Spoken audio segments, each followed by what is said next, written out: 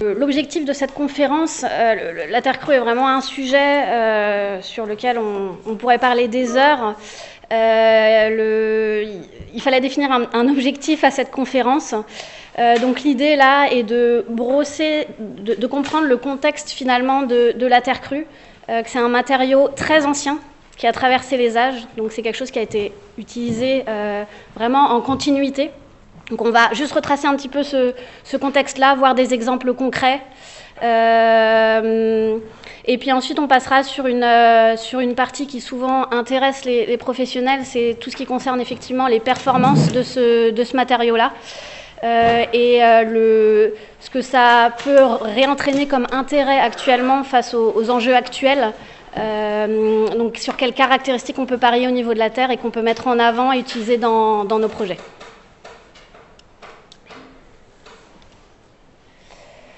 Donc ce qu'il faut comprendre quand même avec l'architecture de terre, c'est que c'est pas un produit avec une notice, un mode d'emploi, on le met en œuvre et c'est terminé, on a le bâtiment.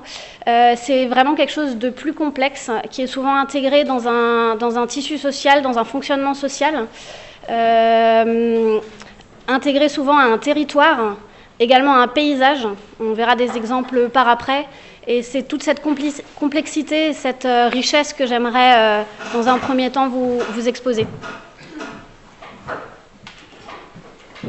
Donc, alors, ceux qui connaissent déjà le milieu de la Terre, je m'excuse d'avance parce qu'il y a déjà un certain nombre de choses que vous avez dû voir passer. Mais c'est juste pour insister sur le fait que c'est une architecture, enfin des architectures de terre qui sont présentes au niveau mondial sur pratiquement tous les continents, en sachant que cette carte date de 2009, donc elle est vraiment à faire évoluer. On trouve encore des régions régulièrement où on découvre qu'il y a un patrimoine en terre.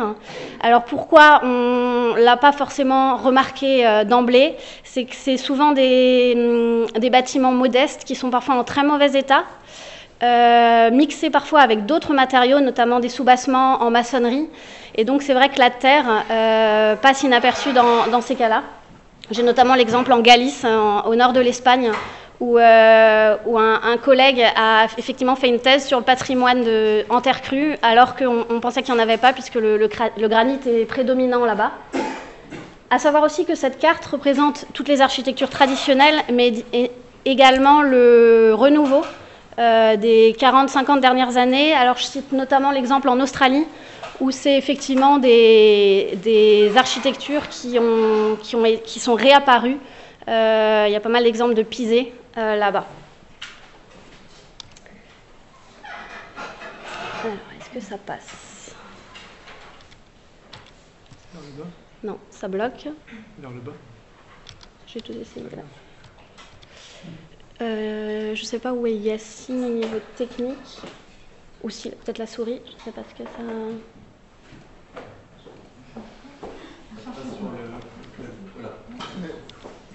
Ouais, c'est toi qui... Je peux pas l'ouvrir. Ok, bon, ça passe. Petit rappel aussi, c'est que on a en fait sur la liste de l'UNESCO, sur les sites archéologiques inscrits sur la liste du patrimoine mondial de l'UNESCO, un certain nombre d'ensembles monumentaux qui sont en terre crue ou en partie faits en terre crue. Alors comme ça, rapidement, on peut citer des tronçons de la muraille de Chine, par exemple, qui a été vraiment construite avec les matériaux qu'il y avait localement sur place, avec des systèmes d'ailleurs de maillage en fibre entre strates de terre qui permet une résistance à la compression beaucoup plus importante, qui double, triple, voire plus la résistance à la compression. On a le palais du Potala à Lhasa, au Tibet. On a un certain nombre de cités précolombiennes qu'on connaît souvent en architecture de pierre, mais on a aussi un certain nombre d'exemples de terre crue.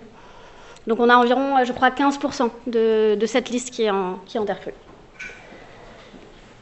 Je ne suis pas archéologue ni historienne, donc l'idée là c'est vraiment de comprendre le contexte qui depuis des millénaires finalement voit la terre comme matériau. Donc c'est un des premiers matériaux de construction, Là, on a un exemple du néolithique qui est déjà très intéressant en termes d'architecture, puisqu'on a des modules finalement par pièce, une architecture circulaire. Donc ici, on a un exemple de bauge, et à droite, vous avez un exemple de briques finalement, mais moulées à la main. C'est pour ça que ça peut être un petit peu étonnant en termes de forme. Et où après étude et analyse, on a remarqué la complexité qu'on peut, donc derrière moi, qu'on peut déjà observer en termes de forme de briques et d'appareillage qui permettent des souplesses et des rigidités de murs différentes. Donc déjà en fait une complexité structurelle intéressante. D'autres exemples, donc là on remonte durant l'Antiquité. J'ai mis l'exemple de la citadelle de Bam, alors qui a été malheureusement détruite en 2003, presque intégralement lors du séisme. Elle est en cours de reconstruction, ou elle est peut-être terminée, je ne sais pas les actualités. Et donc c'est un chantier qui a permis aussi la transmission de ces savoir-faire pour les artisans contemporains actuels. L'exemple, c'est un extrait d'une porte de la citadelle. Je trouve ça vraiment intéressant de voir l'analyse par époque des transformations qui ont été faites sur cette architecture. C'est un des points forts finalement de la Terre, c'est que c'est une architecture qui peut vraiment durer dans le temps. On peut venir intervenir dessus, la compléter, la réparer. Donc c'est quelque chose qui permet vraiment une durabilité au sens propre dans le temps.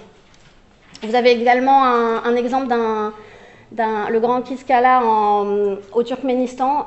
Je l'ai mis parce que esthétiquement, au niveau formel, il y a quelque chose vraiment qui est très fort, en sachant que du coup l'architecture de terre permet aussi, quand on maîtrise bien les techniques et le matériau, d'explorer voilà, un certain nombre de formes qui ne seraient pas forcément intuitives. On continue à remonter. Durant le Moyen-Âge, là on va se rapprocher un petit peu de notre territoire. On a des exemples européens, donc de maisons fortifiées. Pour ceux qui connaissent la forteresse de l'Alhambra, qui est une des plus grosses enceintes médiévales européennes, qui est en partie faite en pisé. Et puis des exemples peut-être qu'on connaît plus facilement, et qui sont parfois des bâtiments donc là, datant du XVIe siècle, qui sont encore habités. Donc c'est des architectures aussi, ce n'est pas que des sites archéologiques ou des ruines. On a encore des bâtiments en terre actuellement qui sont utilisés, qui ont été adaptés, ou parfois qui sont restés effectivement dans leur jus. Alors juste petite information, cette maison du XVIe siècle, c'est la plus ancienne de Blesheim, dans la banlieue de Strasbourg, et elle a été malheureusement détruite il y a 1 ou 2 ans. Un exemple d'église aussi, de patrimoine religieux en terre crue, donc là en Torchy. Il y a un circuit touristique très intéressant sur une série d'églises en pan de bois et Torchy en Champagne. Et on continue à remonter dans les siècles. L'idée est vraiment de montrer qu'il n'y a pas eu de coupure. Finalement, la coupure que l'on connaît, elle est très très récente. Sur l'échelle du temps. Donc là, on a des exemples du XVIIe siècle, XVIIIe en haut. Donc la maison à pan de bois qui est également facilement modulable, transformable, de par effectivement là, sa structure en bois et son torchis qui peut s'enlever et se refaire sans aucun problème. Une grange en pisé. Donc on voit aussi que chaque technique a sa forme esthétique finalement qui découle de la mise en œuvre propre. Vous voyez des lignes blanches ainsi que des diagonales là sur la grange. C'est simplement les lits de chaux qu'on met entre levées de terre.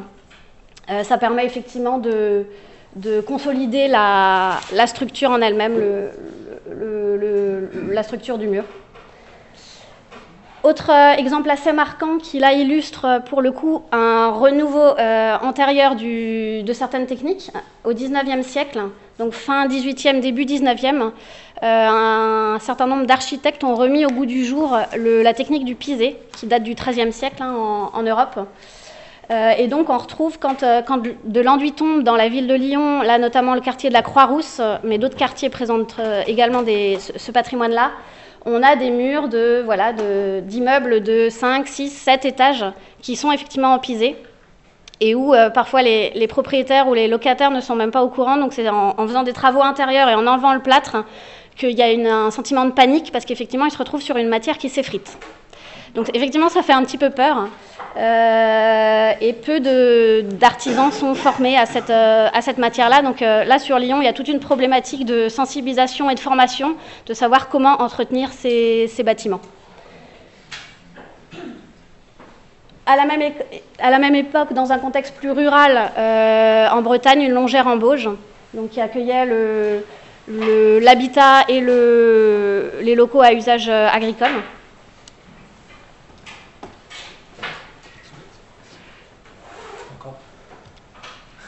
Merci. Donc voilà, après un petit peu cette compréhension qu'en fait la terre est vraiment un matériau de construction au sens propre, même si on l'a oublié de nos jours, c'est de comprendre maintenant la richesse et les possibilités finalement que ça nous ouvre pour nous, professionnels d'aujourd'hui, sur des exemples finalement qui...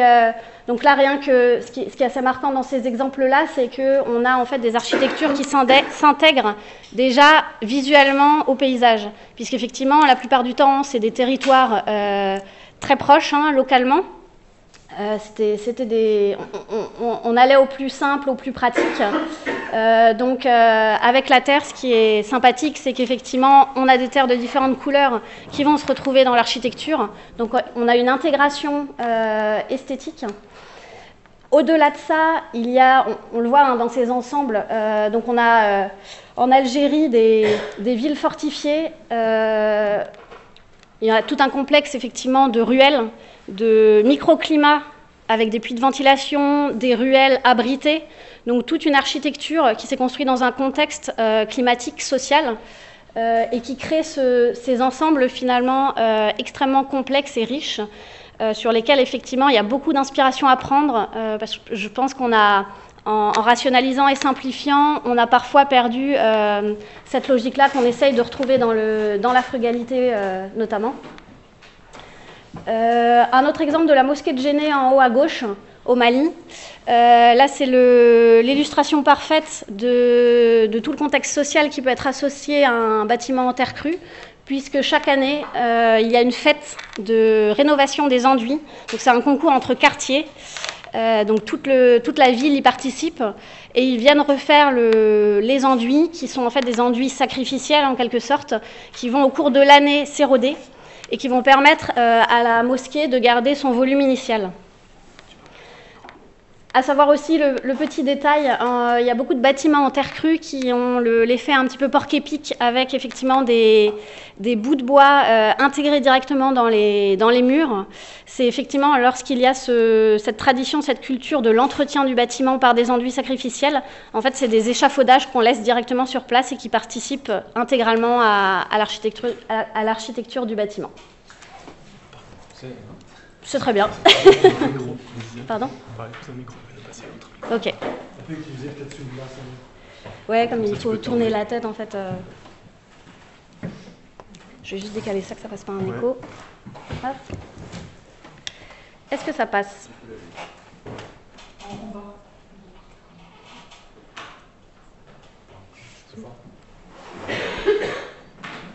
Allô ?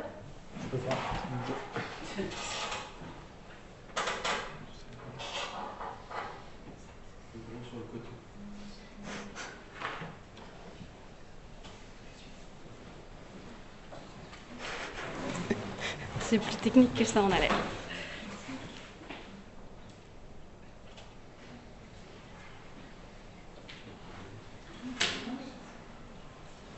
C'est pour eux,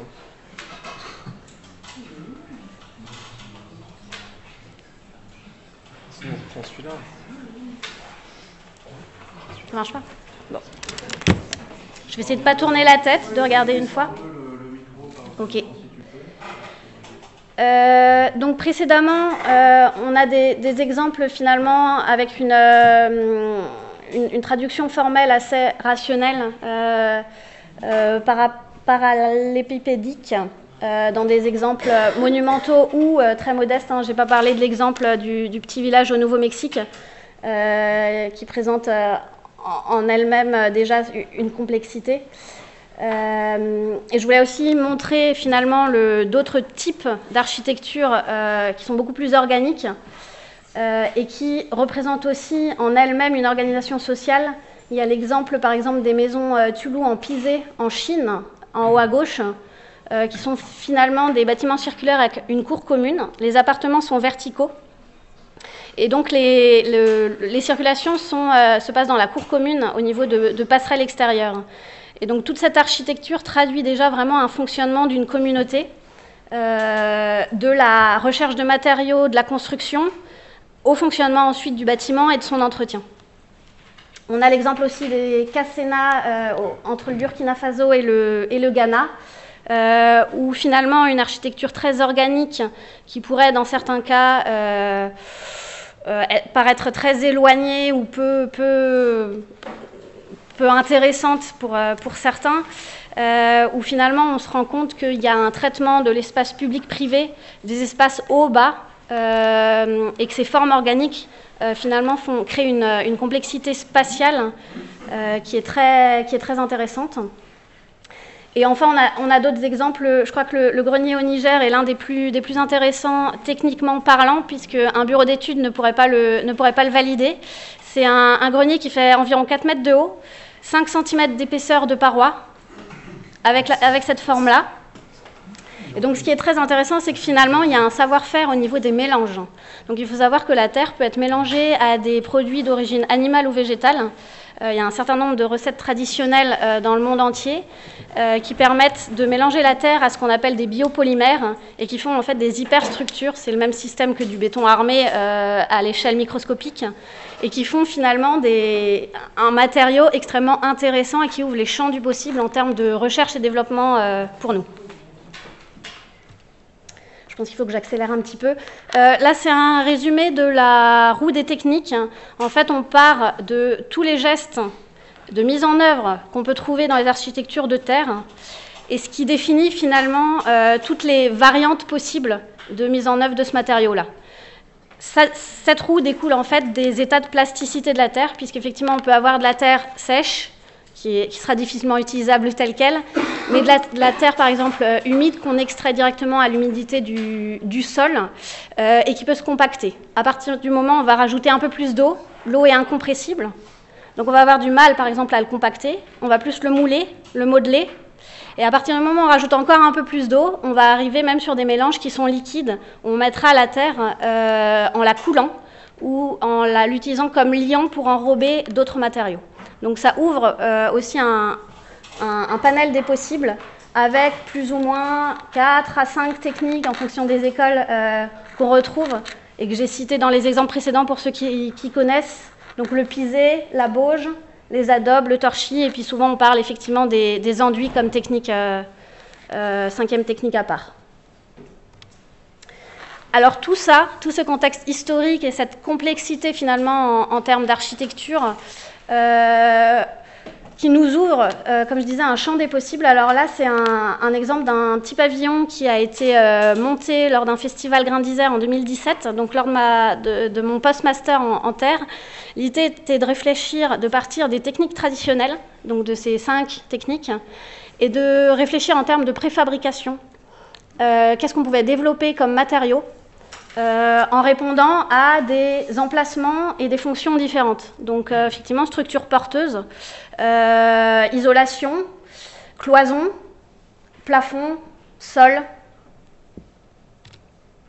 Et ici, vous avez un petit peu différents exemples de ce pavillon-là ou d'autres qui permettent vraiment de montrer que finalement, ces matériaux terres peuvent aussi vraiment se penser avec un projet. Et on peut développer un certain nombre de matériaux en fonction de l'emplacement qu'on va choisir pour le projet et utiliser du coup la terre vraiment sous différentes formes.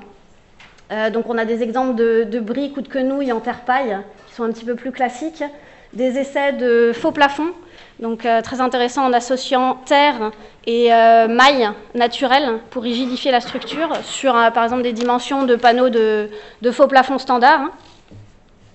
Différents types de sols en carreau ou en masse, et puis ensuite des éléments finalement de techniques porteuses qu'on fait en éléments d'une certaine dimension mais en préfabriqué, donc sur des dimensions qu'on peut transporter, avec toute une logistique aussi de transport. Donc vous voyez que notamment l'exemple du petit mur en pisé, là où il faut effectivement protéger les angles. Donc on va venir mettre des tasseaux de bois à ces endroits-là et emballer ça, transporter ça. Donc il y a toute une logistique à prendre en compte dans ces nouvelles réflexions.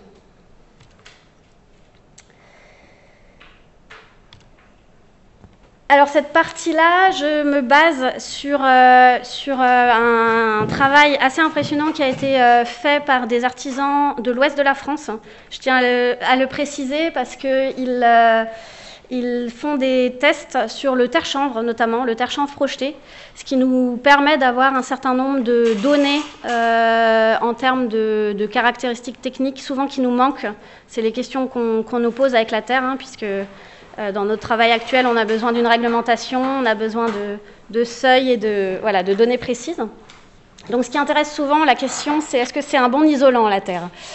Donc je reprécise qu'en général, ce qui nous intéresse, c'est un déphasage thermique, c'est-à-dire une association entre une isolation liée à la conductivité thermique, donc ça c'est ce qui va piéger de l'air et protéger essentiellement du froid, si je simplifie. Et on va jouer également sur des matériaux plus massiques, qui vont permettre d'engranger des calories et de les restituer plusieurs heures après, ce qui permet aussi de retarder le réchauffement des bâtiments, et c'est souvent lié à un confort d'été. Donc on joue souvent sur ces deux données. Donc à savoir que le lambda, donc pour ceux que ça intéresse, la conductivité thermique, donc des tests de terre-chanvre projetés ont été faits, c'est une des dernières données, le 0061, donc on arrive effectivement dans un matériau qu'on peut qualifier d'isolant, pratiquement, je crois que c'est 0065.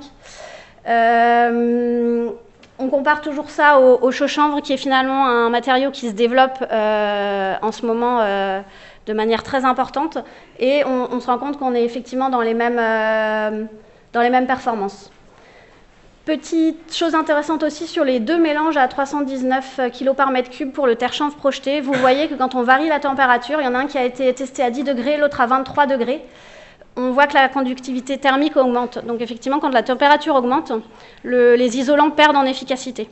D'où l'importance de jouer sur la deuxième notion d'inertie thermique qui va permettre effectivement de permettre un confort d'été.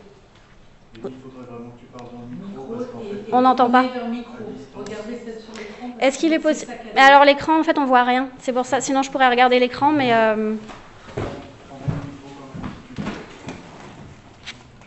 je vais continuer. Je vais essayer, mais dans la salle, vous m'entendez, je pense. Oui, oui. Après, il faut venir.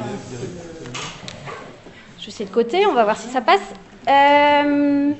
Donc j'ai mis simplement plusieurs photos de différentes techniques à base de différentes fibres, puisque c'est effectivement les mélanges terre-fibre qui vont être intéressants au niveau de la conductivité thermique.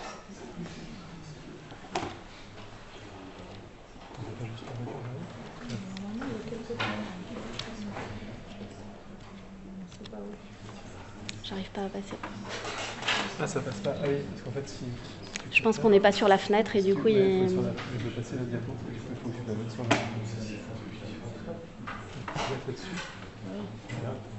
Merci. Parfait.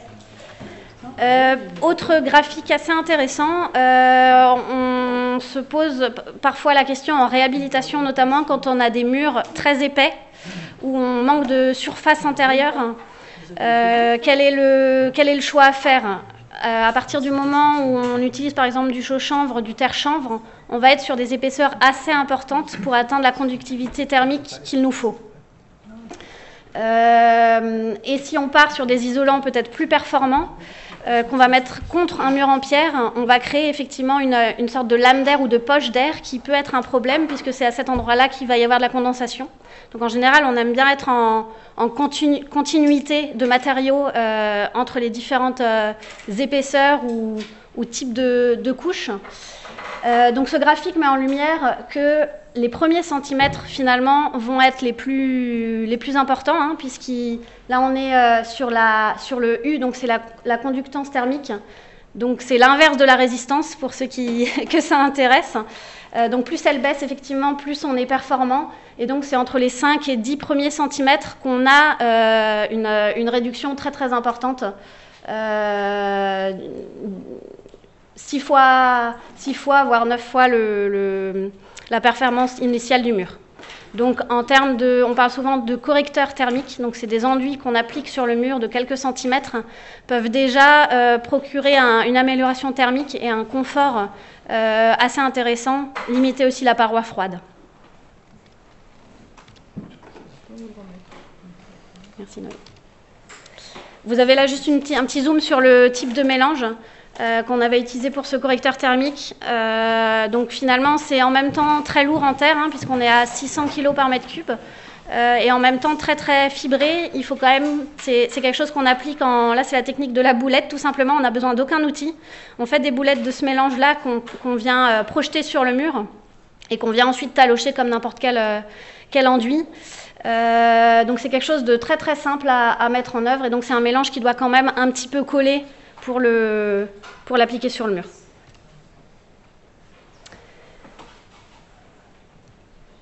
Donc là, effectivement, après la conductivité thermique, je passe sur cette notion d'inertie thermique. Donc plus un matériau est dense, plus il va avoir cette capacité à emmagasiner des calories et à les restituer par après. C'est un graphique ici qui montre le déphasage dans un mur de 20 cm d'épaisseur, avec différents types d'isolants, dont certains produits terre crue. Alors, il faut juste que je regarde avant de parler. Alors, je ne sais pas si vous voyez la petite croix orange, qui est en fait le béton de chanvre. Donc là, on est soit chaux chanvre, soit terre chanvre. Au niveau performance, on a juste deux matériaux qui ont un déphasage plus important à ce niveau-là. C'est de la fibre de bois dense. Donc finalement, les mélanges terre-fibre ne sont peut-être pas très très performants en termes de lambda, de conductivité thermique. Par contre, ils vont vraiment avoir un déphasage intéressant parce qu'ils associent en même temps un matériau qui a de la masse et un matériau qui apporte de l'air. Donc c'est là-dessus, je pense, qu'est l'avenir de ces matériaux-là. En fonction des parois, puisqu'effectivement, avec la terre, on voit qu'on peut avoir vraiment différentes densités de mélange, et qu'en fonction des parois, en fonction de l'orientation de la façade, etc., on peut, avec subtilité, venir doser et associer les mélanges qui seront le plus adaptés au confort thermique.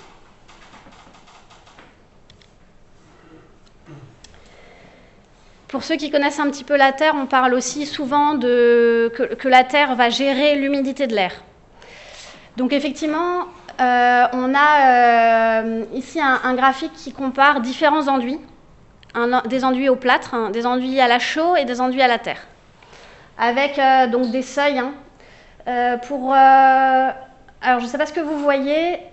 Donc le seuil bleu, c'est les enduits à la plâtre, le seuil vert, les enduits à la chaux, et le seuil rouge, les enduits à la terre. Donc on voit déjà que le plâtre, contrairement peut-être à ce qu'on pourrait croire, gère très très mal la vapeur d'eau. Donc il va effectivement absorber l'eau liquide, mais en termes de gestion de l'humidité de l'air, il est très mauvais. Enfin très mauvais, disons qu'il est moins performant que la chaux et la terre, on va rester... les enduits à la chaux, finalement, sont aussi moins performants que les enduits à la terre. Ça répondait à une de mes questions, parce que souvent, on nous demande quelle est la différence entre un enduit à la chaux et un enduit à la terre.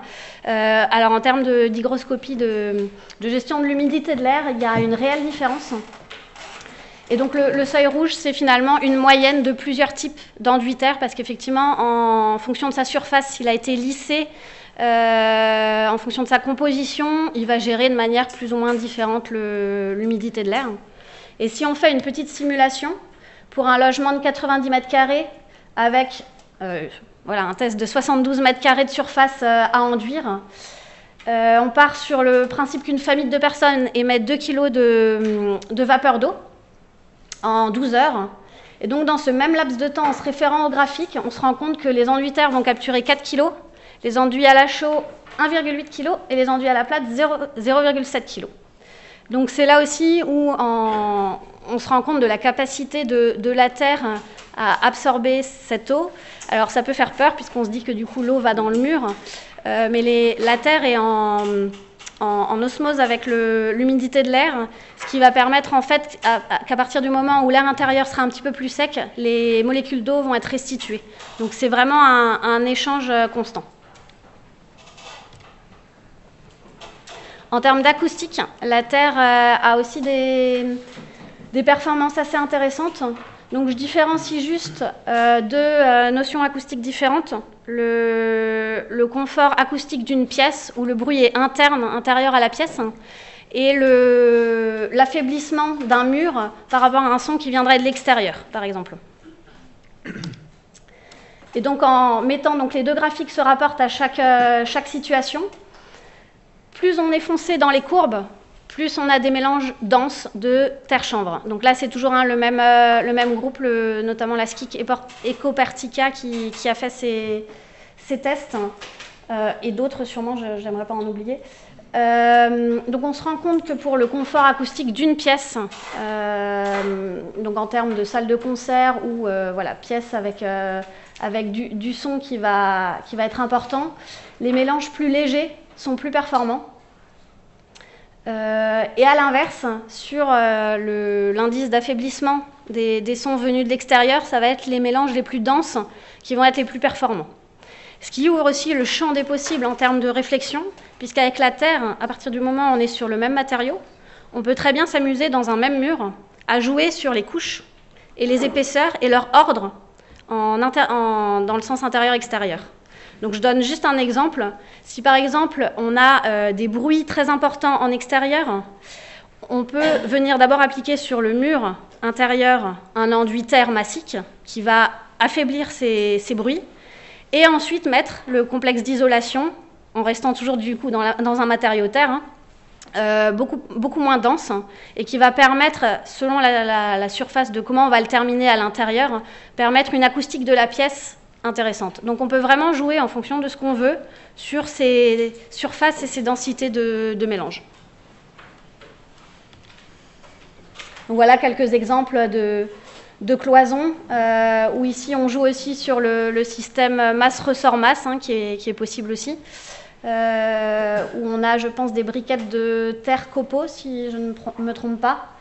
Et ici une paroi acoustique de terre chanvre qui a été volontairement enduite d'une barbotine pour fixer la surface, parce que sinon le chanvre s'émiette, parce que c'est des mélanges très légers.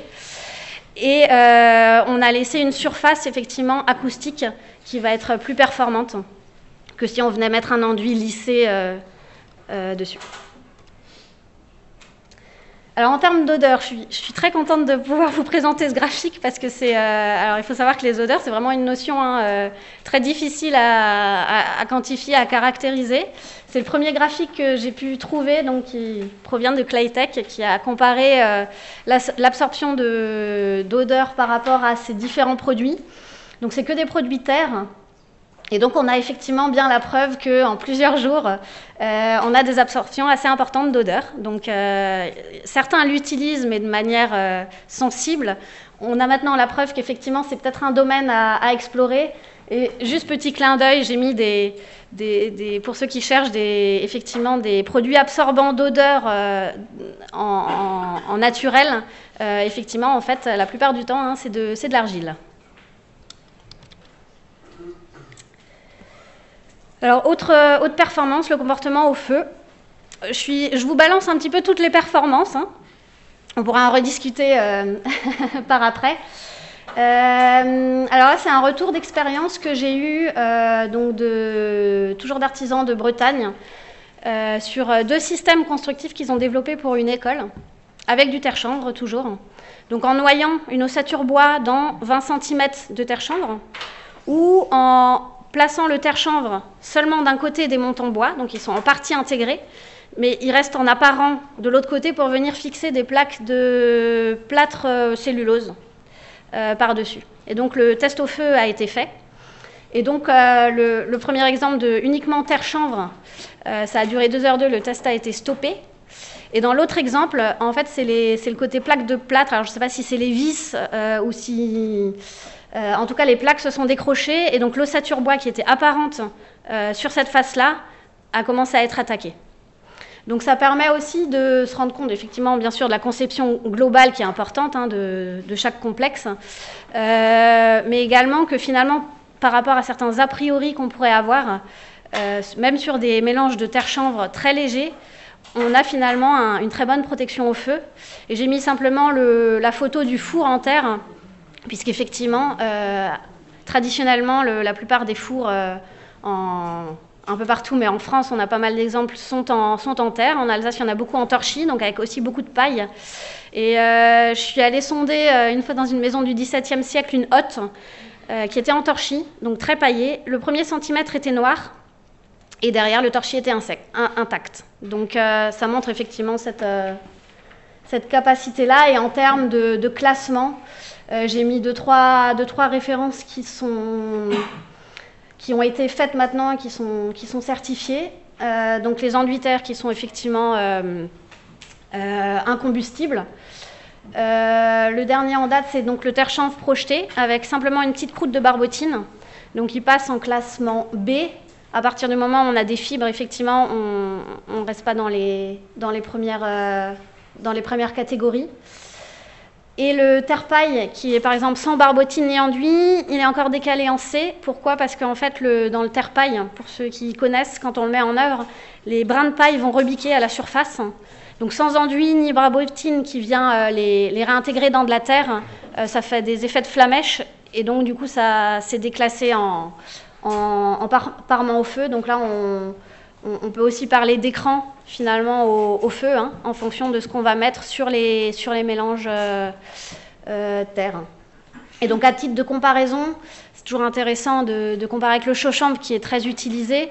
Il est effectivement lui en A2, donc pratiquement incombustible. Mais c'est avec effectivement un enduit. Donc il faut voir aussi ce qu'on compare. Là, on ne met pas en comparaison finalement la chaux ou la terre, mais bien le complexe en lui-même qu'on teste. Pour ceux qui ne connaissent pas le S1 et D0 derrière, hein, c'est simplement la production de fumée et les gouttelettes. Donc à savoir que là, dans les mélanges terre, on n'a aucun problème à ce niveau-là. Petit clin d'œil en termes de matériaux frugales, je refais simplement rapidement le tour, finalement le cycle de vie de la terre utilisée pour une construction. Donc on part effectivement sur des ressources le plus locales possible. Il va y avoir une phase de transformation, de production de matériaux. Alors cette phase-là peut parfois totalement disparaître au niveau de la terre, parce qu'elle peut être parfois utilisée soit directement sur chantier et parfois sans aucune transformation. Hein. Il y a certaines terres qu'on utilise telles quelles ou avec très très peu de transformation. On aura la phase 3, la construction. Et puis les phases suivantes sont effectivement le point sur lequel il faut pas mal insister avec ces matériaux-là, c'est que c'est des bâtiments qui, quand ils sont bien entretenus, vont déjà avoir une durée très importante. Hein. On l'a vu dans les exemples, c'est souvent plusieurs centaines d'années quand ils sont vraiment entretenus. C'est des choses aussi qui peuvent se réparer, venir se moduler, s'agrandir, se moderniser si on respecte effectivement la nature des matériaux de base. Et donc cette phase-là peut durer assez longtemps, mais au cas où le bâtiment est isolé, tombe en ruine ou pour X raison a été détruit, on peut repartir directement sur de la construction parce qu'effectivement tous ces mélanges-là, à partir du moment où ils n'ont pas été stabilisés, donc quand je parle de stabilisation, souvent on utilise du ciment ou de la chaux pour renforcer les caractéristiques structurelles de la terre. À partir du moment où on le mélange avec ces matériaux-là, on perd ce cycle-là, puisque après, il n'y a plus que des possibilités, par exemple, de concassage et de gravats qui se transforment en déchets, alors que si on reste vraiment sur la nature même de la terre, c'est quelque chose qui peut constamment se réutiliser d'un bâtiment à un autre, d'époque en époque. Donc c'est quand même un paramètre actuellement très très important au niveau de ce qui nous attend.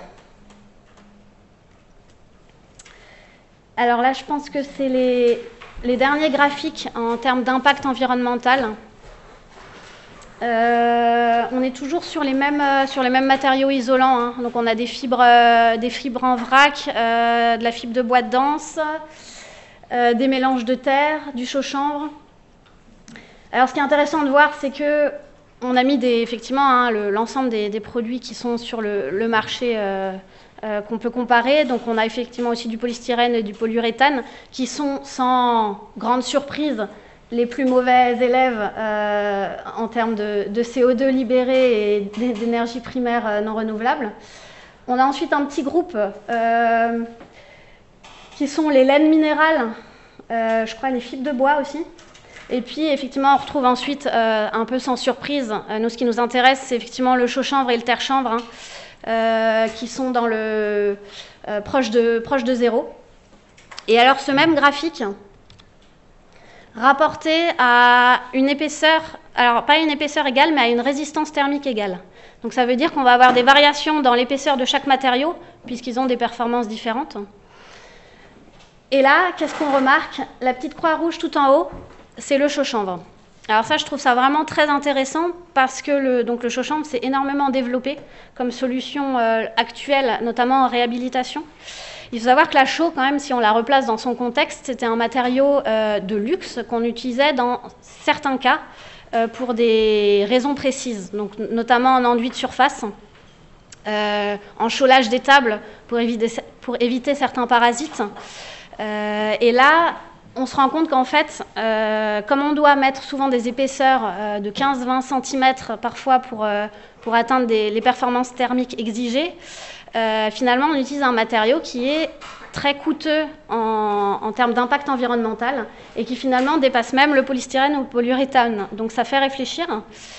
Et le terre-chanvre, c'est la petite croix jaune en bas. Donc effectivement, elle est dans le négatif. Pourquoi? Parce qu'on a des fibres donc, qui stockent du carbone. Hein, donc c'est pour ça qu'elle se retrouve sous le zéro. Le chaux-chanvre a aussi cette caractéristique-là. Mais en fait, il faut une telle énergie de chauffe pour la fabrication de la chaux qu'on perd tout ce bénéfice. Voilà, simple petit élément de comparaison entre effectivement deux matériaux dont l'un c'est pas mal développé et qui rassure, et puis un autre qui aurait vraiment le mérite d'être développé. D'autres petites caractéristiques en passant, donc ça isole effectivement des rayonnements électromagnétiques. C'est un matériau inerte qui n'émet pas de cove.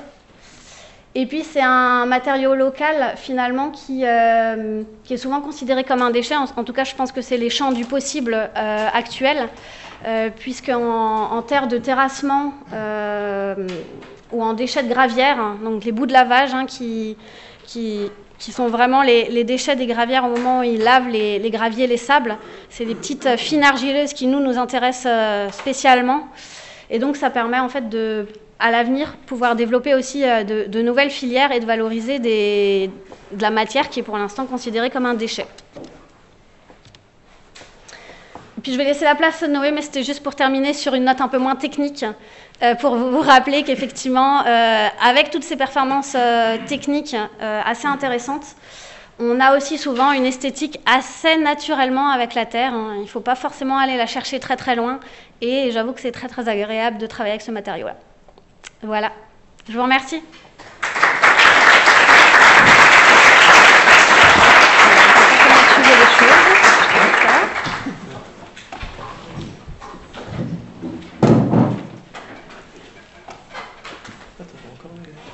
Oui, pardon, ouais, j'avais mis si besoin. Ouais.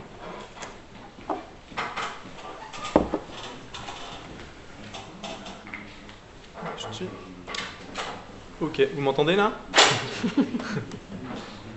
Alors moi, en tant qu'artisan, je vais essayer de parler un petit peu des cas de figure dans lesquels on peut utiliser la terre crue, dans laquelle elle est déjà utilisée aussi, dans laquelle on la trouve, et quel intérêt ça a. Et puis en fait, le fait qu'EMI ait déjà vachement présenté les qualités, notamment quantifiées, chiffrées et détaillées par thème, ça me rend vachement service. Pour présenter le propos, j'ai pensé en fait décrire le fonctionnement de la maison traditionnelle alsacienne avec les composantes qui contiennent de la terre crue ou qui peuvent en contenir. Et pour ça, je vais parler d'abord en fait du soubassement maçonné de la maison, Il y a très souvent un soubassement maçonné qui est plus ou moins haut. Ensuite, de la terre qu'on trouve dans les parois verticales, tous les murs à ossature bois. Et enfin, la terre qu'on trouve dans les planchers, donc toutes les surfaces horizontales. Parce qu'on peut aussi en trouver. Ici, c'est une photo que j'ai mise, que j'aime bien, parce qu'en fait, elle montre un exemple de rénovation, restauration, enfin de plein d'étapes autour d'une maison. On voit en bas à gauche un soubassement en briques, à droite c'est un soubassement en pierre, ensuite il y a deux ossatures sensiblement différentes avec à droite une seule sablière et à gauche une double. Et puis il y a un remplissage en briques de terre cuite, un remplissage en agglomérate de ciment et le torchis originel à droite. Ça permet aussi d'apprécier un peu la couleur, la différence de couleur. J'ai mis une petite diapo comme ça pour illustrer l'imaginaire qu'on a autour de la Terre. Ça m'a fait rire, parce qu'en fait, la photo qui est à gauche, c'est ce qu'on trouvait presque exclusivement quand on cherchait construction en terre crue sur Google Images à une époque. Et celle de droite, c'est celle qui ressemble vachement à ce que j'ai trouvé aujourd'hui. Alors je ne sais pas si c'est chez moi que je suis traqué et mon environnement culturel a influé, mais je trouve que c'est des exemples qui posent un peu problème parce qu'ils sont caricaturaux tous les deux. Et l'image de gauche, ça a été souvent ce qu'on nous a retoqué quand on nous a dit qu'on faisait de la terre crue. Ça correspondait à un seul imaginaire. Et à droite, le petit problème que ça peut avoir, c'est que c'est une manière de penser qui est très béton, ciment, banché, armé, mais en remplaçant la terre crue. Avec de la terre crue. L'utilisation de la terre crue, c'est un petit peu plus que juste remplacer un matériau par un autre. C'est aussi une manière de construire qui s'inspire du vernaculaire, quoi. Donc le premier point, c'est le soubassement maçonné. Donc en Alsace, on voit souvent des soubassements maçonnés en pierre. Il y a des coins comme dans le Ride inondable où il est pas enterré, donc il peut être assez haut, d'autres où il est très enterré. Il y a aussi des maisons qui sont intégralement construites en pierre ou en briques de terre cuite. Et je viens juste parler de ça pour montrer en tant qu'artisan dans la région ce qu'on peut faire en fait dans ce type d'ouvrage, où est-ce qu'on peut intervenir. La photo qui est à gauche, c'est une maçonnerie de pierre assez classique. Le soubassement est particulièrement haut, ça c'est dans le nord de l'Alsace. À droite, dans le même village, c'est de la pierre de taille. On intervient plus facilement sur des maçonneries de pierre ourdée à la chaux. Donc rapidement, ici c'est pas du tout en Alsace, mais un exemple de ce qu'on peut faire, c'est des ouvertures. Il y a beaucoup de maisons qui sont en fait des patrimoines agricoles qui n'ont pas été habités. Quand on veut les rendre habitables, ce qui manque, c'est des ouvertures. Donc là, c'est un exemple d'ouverture en cadre de bois. Il y a un cadre extérieur, un cadre intérieur, avec des lindages en bois. Et voilà comment on peut intervenir sobrement sur le patrimoine sans que ça se voit trop. L'idée, c'est de ne pas montrer ce qu'on voit sur la photo de gauche au-dessus, en fait, leur bouchage trop visible à la chaux, essayer de se montrer discret.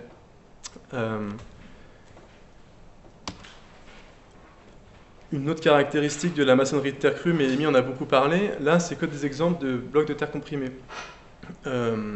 C'est pas des exemples de moi, mais je suis content parce que cette année avec des collègues on va pouvoir réaliser 2 cloisons en Alsace dans des marchés publics en BTC. L'intérêt, bon, il y a les intérêts esthétiques. À droite c'est un projet à Corner d'Ario dans le sud-ouest qui a des intérêts acoustiques de mise en œuvre également. Ça permet de montrer un peu comment se servir des qualités de la terre crue. Amy a mentionné aussi donc, les qualités acoustiques, olfactives et de gestion de l'humidité. Ça prend aussi son sens ici. L'intérêt des BTC, c'est de les montrer. Et aujourd'hui, j'ai montré des soubassements maçonnés. Là, c'est des parois en doublage, bien souvent. On rencontre en fait un problème, notamment au niveau des normes, et en particulier des normes sismiques. Sur l'utilisation de la terre crue porteuse. Il y a aussi des problèmes de résistance au feu, etc. J'aurais envie de dire que ce qui manque principalement, c'est aussi de quoi financer des avis techniques. En fait, j'ai souvent entendu en tant qu'artisan de la part de clients ou d'architectes qu'il manquait d'artisans pour la mise en œuvre de terre crue. Et parfois, on a envie de répondre que nous, on manque de fabricants, de fournisseurs, de transformateurs, mais aussi d'ingénieurs, de bureaux de contrôle bienveillants, bien informés, bien formés sur les qualités de la terre, sa mise en œuvre et son comportement face donc, au feu, au séisme. Je montre dans ce cadre une petite image de la fabrique de matériaux en terre crue qui est Cycleterre à Paris. Je pense que certains d'entre vous doivent connaître. L'idée, c'était de réemployer les terres d'excavation des projets du Grand Paris pour les transformer en matériaux de construction de terre crue, sans ajouter de liant hydraulique. On s'est réunis aussi avec eux dans l'idée de voir comment adapter une telle production à notre région, avec les matériaux adaptés à la rénovation et la construction neuve. Et on a vraiment besoin de cette énergie de production de matériaux pour qu'ensuite on puisse proposer à la clientèle facilement cette mise en œuvre. Un autre matériau utilisable en maçonnerie, alors là j'ai un peu exagéré sur la mise en perspective de deux situations différentes. Le projet qui est à gauche, c'est vers Merlenheim dans le Bas-Rhin, et c'est une maison avec sous-bassement en pierre maçonnée à la chaux, et au-dessus ce sont des adobes, des briques de terre crue. À droite, c'est un projet au Maroc d'une architecte que, si vous ne connaissez pas, je vous engage à voir son travail. Elle s'appelle Salima Naji. Elle a fait beaucoup de restauration et de mise en valeur du patrimoine de tous les édifices communs en milieu rural. Et là, c'est le même matériau que sur l'image de gauche, ce sont des adobes. Tout ça pour dire que si les contraintes climatiques et de présence d'eau ne sont pas les mêmes, en fait, l'adobe, c'est un matériau qui s'utilise partout dans le monde, qui permet de faire des modénatures assez intéressantes, en doublage, en porteur, en remplissage, et qui permet de faire des super jolies choses, moi je trouve. Cette photo, elle me permet aussi d'attirer l'attention sur la visibilisation de la terre crue, parce que ces derniers temps, il y a un regain d'intérêt autour du pisé en particulier, mais c'est dû à plusieurs facteurs. Déjà, il y a le travail du laboratoire Cratère qu'il a expliqué, montré, mis en valeur. Il a détaillé son fonctionnement. Il y a aussi le fait que le pisé, c'est un matériau qui permet de réutiliser le matériel de branchage de béton de ciment. Ça a un intérêt. Il y a aussi le fait que ça permet de construire rapidement, parce que on n'a pas de temps de prise hydraulique, donc on peut empiler vraiment des levées les unes sur les autres. Et il y a aussi l'aspect esthétique. Et l'aspect esthétique a pris un dessus qu'il dépasse parfois parce qu'il veut être montré. Il faut quand même se méfier de la terre porteuse montrée, parce que c'est un matériau qui, comme la pierre, est fait pour être enduit, pour être protégé. La meilleure manière d'en prendre soin, ça reste de l'enduire pour le protéger. Et on voit sur l'image de gauche ce que ça fait en fait de laisser un matériau recevoir l'eau de ruissellement de façade. Et puis en fait, bien souvent, le pisé qui est montré, il est stabilisé. Et le problème de stabiliser dans sa masse, c'est qu'on utilise beaucoup plus de liant hydraulique que si on avait utilisé un enduit. Voilà. On parle aussi parfois de coûts de mise en œuvre du pisé. Moi, je parle un peu du pisé parce que c'est celui qui a le plus de visibilité aujourd'hui, mais souvent on me dit « Ah, mais c'est trop cher ». En fait, le pisé ne s'utilise pas uniquement pour des questions esthétiques. Il faut comparer ce qui est comparable, et une cloison de placo n'a pas le même rôle qu'un mur en pisé de 40 cm. Pour les raisons qu'Amy a détaillées avant, que ce soit de gestion de l'eau-vapeur, des degrés quand il fait chaud, voilà. Et puis parce que le pisé, en fait, c'est porteur, et comme tous les matériaux que je montre là. Encore un petit exemple, j'ai parlé de maçonnerie. En fait, on peut tout à fait faire des franchissements en maçonnerie. Il y a des arcs, des voûtes, des coupoles. Ici, c'est un petit mix, on se sert quand même de matériaux fibreux comme le bois. C'est d'ailleurs dans une maison en pisé, mais c'est pas ici, mais c'est quelque chose qui serait tout à fait adapté au patrimoine agricole local. Et d'ailleurs, on retrouve souvent dans des granges des petits voûtins comme ça, c'est des briques qui sont posées sur des petites poutrelles métalliques. Et donc là, en fait, c'est simplement des briques de terre crue qui sont posées sur le solivage. Ça donne une idée de ce qu'on peut faire en plafond, permet de franchir, qui apporte de la masse encore une fois, et en utilisant un peu moins de bois qu'on a l'habitude de faire. Voilà, deuxième point d'utilisation de la terre dans le patrimoine bâti, c'est tout ce qu'on rassemble sous le terme terre allégée. La terre allégée, ça désigne vraiment les mélanges de terre et fibres, principalement végétales, parfois les fibres animales, qui vont du torchis, autour de 1200 kg par mètre cube à peu près, de densité sèche, au mélange terre-paille allégé, terre-chanvre, dont a parlé Amy, où on peut descendre jusqu'à 210 kg par mètre cube pour le projeter. Donc le patrimoine alsacien en est largement doté, et il est en sale état parce que ça fait longtemps qu'il est exposé à l'abandon et aux intempéries. C'est la même photo que j'ai montrée en début, hein. La photo elle se trouve dans le petit coin en bas à gauche. Là on voit le pignon dans son intégralité dégradé. En fait, les maisons en ossature bois, qu'elles soient anciennes comme celle-là ou celles qu'on a construites depuis 20 ans, elles ont on a mis l'accent sur l'isolation, mais elles ont la particularité d'être un peu plus légères que des maisons intégralement en maçonnerie. D'où l'intérêt d'apporter en fait des mélanges isolants à base de terre qui sont un peu plus lourds et qui sont un petit peu plus intéressants sur le plan du confort d'été. Rapidement, la terre, elle a une faible diffusivité thermique, donc cette capacité à transférer des calories à son environnement. Par comparaison, la brique de terre cuite, c'est plus de 2 fois supérieur la diffusivité thermique par rapport à la terre crue.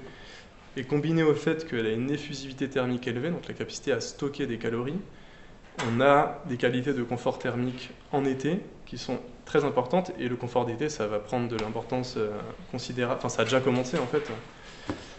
Donc ces maisons, elles sont adaptées comme support de ces isolants, d'autant plus que déjà elles en sont constituées, et que la mise en œuvre de produits de terre allégée comme le terre-chanvre projeté ou le terre-paille allégé sont adaptés à l'application sur des cloisons qui ne sont pas planes. Plutôt que de mettre un panneau qui est rigide, qui va générer des petits volumes d'air, source de problèmes d'humidité et de condensation, là on est plaqué vraiment sur toute la surface du mur. Voilà. Ça a son intérêt. Ça peut aussi être utilisé en cloison nouvelle. Ça, c'est un exemple que j'aime bien parce qu'il permet de montrer aussi comment on peut compartimenter un espace qui est vaste avec une simple ossature bois qui est support de terre allégée comme ici. Le principe en banchage, là c'est du terre-chanvre banché, c'est de monter un petit coffrage, de couler le mélange comme on dit, puis on décoffre. Ici c'est fait avec des petits bouts de bois embutés, ça peut aussi être fait plus simplement avec des vis embutées qui génèrent moins d'orifices et plus de rapidité de mise en œuvre. Un intérêt particulier de ces mélanges-là, c'est que, alors ils peuvent aussi être tout à fait adaptés en rampant.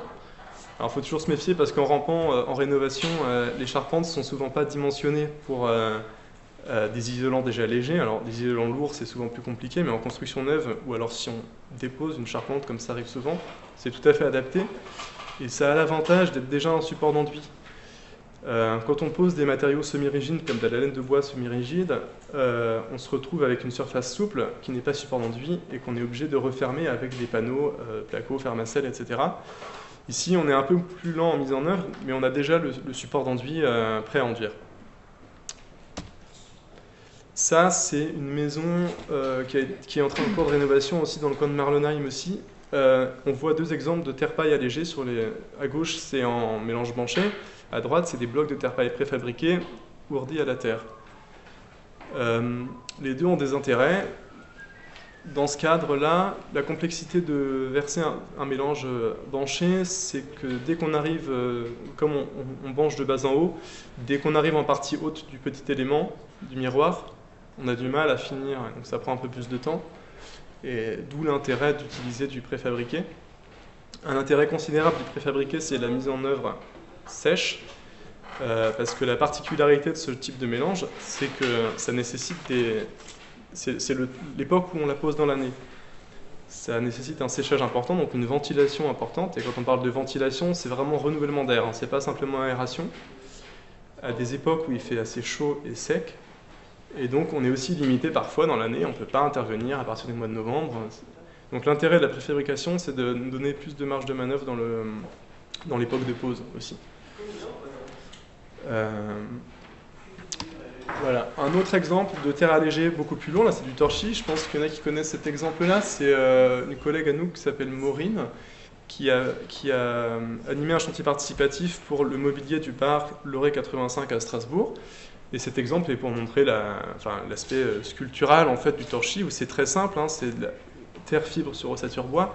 On peut faire un mobilier qui est hyper cohérent, hyper homogène et hyper élégant surtout. C'est la rampe d'escalier. Un autre exemple de terre plus vraiment allégée, en fait, là c'est de la bauge, donc qui est plutôt mise en œuvre de manière monolithique en mur porteur. Je l'ai mis dans cette catégorie-là parce qu'il se trouve que dans cet exemple-là, elle est entre pans de bois. Ça peut être aussi très intéressant pour des raisons acoustiques. Et mis à parler d'acoustique, les systèmes acoustiques, moi c'est pas ma spécialité, mais ça fonctionne toujours en complexe entier. L'intérêt des mélanges de terre et de fibres, c'est qu'ils contiennent déjà le léger et le lourd, et que c'est une question de dosage et d'agencement, comme tu en as parlé. En fait, on peut gagner vachement de décibels avec ce genre de dispositif. Encore une fois, support d'enduit tout près. Et comme je parlais d'enduit beaucoup, je présente aussi ça parce que c'est une des choses qu'on réalise souvent. Les enduits, on peut faire un tas de choses, hein. Ça permet de rattraper des surfaces qui ne sont pas planes, complètement accidentées. Ça sert aussi de correction thermique quand on n'a pas la place de faire de l'isolation, quand on a une sensation de froid à couper. Un mélange de terre et de fibres, ça marche très très bien. C'est un exemple de chantier qu'on a fait dans le nord de l'Alsace. C'est des enduits exclusivement terre sur une correction thermique. Il n'y avait pas la place en fait dans le passage d'escalier de faire une isolation. Et comme c'était une cage d'escalier qui apportait beaucoup de froid et de déperdition thermique, ça valait le coup de faire cette petite correction là. Et enduit terre par-dessus. Les enduits, on peut les photographier dans toutes les formes, c'est très difficile d'en rendre compte, mais il y a plein de finitions possibles. On peut avoir une finition grattée, épongée, grumeleuse, hyper lisse, serrée plein de fois, jusqu'aux stucs qui sont très très lisses, plus ou moins fermés à la vapeur d'eau. Et en fait, très souvent, sur les enduits, il y a deux grosses questions qui nous sont posées. La première, c'est la question de l'abrasion. Et d'ailleurs, elle est souvent posée que sur les enduits terre et pas sur les autres, mais en fait, on peut tout rayer et esquinter, hein, le bois, le métal, mais aussi les enduits plâtre, chaux, ciment. Souvent, en fait, ça concerne la pulvérulence, et on parle d'un enduit qui farine ou qui poudre, et donc l'inquiétude, c'est d'avoir en permanence, quand on passe la main, une espèce de poussière qui se détache et qui tombe par terre. Il y a des terres à différentes caractéristiques, il y en a qui sont plus ou moins pulvérulentes, et c'est en général pas les plus pulvérulentes qu'on utilise en enduit de finition, c'est pour ça qu'on caractérise aussi différents mélanges. Et même dans des cas complexes, on a toujours des systèmes assez simples en fait, pour fixer la terre et les grains qui composent les enduits en façade.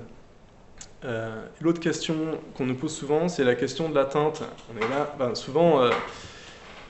il est important d'avoir des enduits clairs en intérieur, d'autant plus dans le patrimoine ancien, qu'il y a des fenêtres rares, petites, des plafonds qui sont bas, qui sont sombres, et on veut du blanc.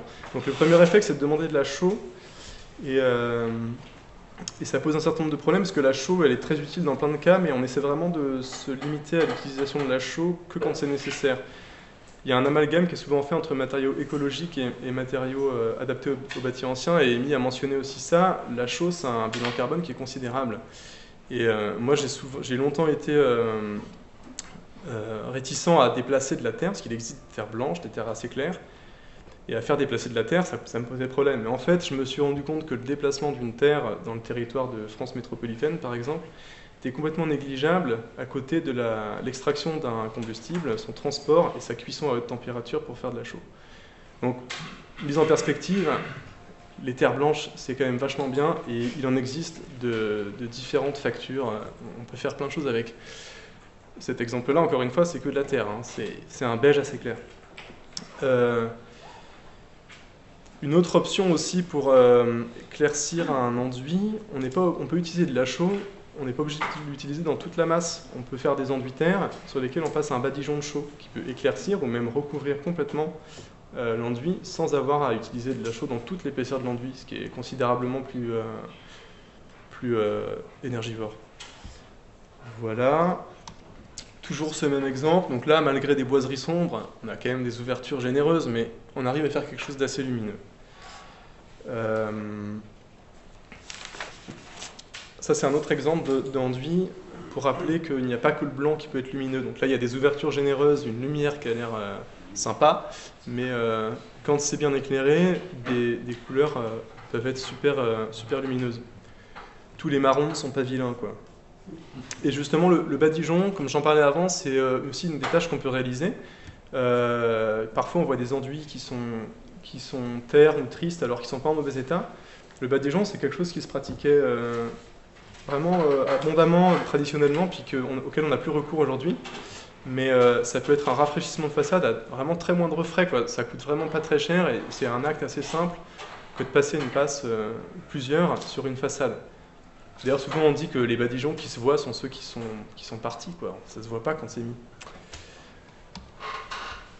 Et le dernier petit point, c'est la terre dans les surfaces horizontales, donc plancher, dalle, chape et empavage. Ça, c'est une image c'est une réalisation d'un artisan anglais. C'est des adobes, comme j'en ai montré tout à l'heure, qui sont posés au sol, poncés, polis et cirés. Et je trouve que ça fait un super beau sol. On voit apparaître les grains, les fibres. Donc la terre, on peut aussi l'utiliser en surface horizontale. Là, c'est en petits éléments. Ça peut être aussi en dalles, comme les dalles minérales qu'on connaît, ciment et chaux.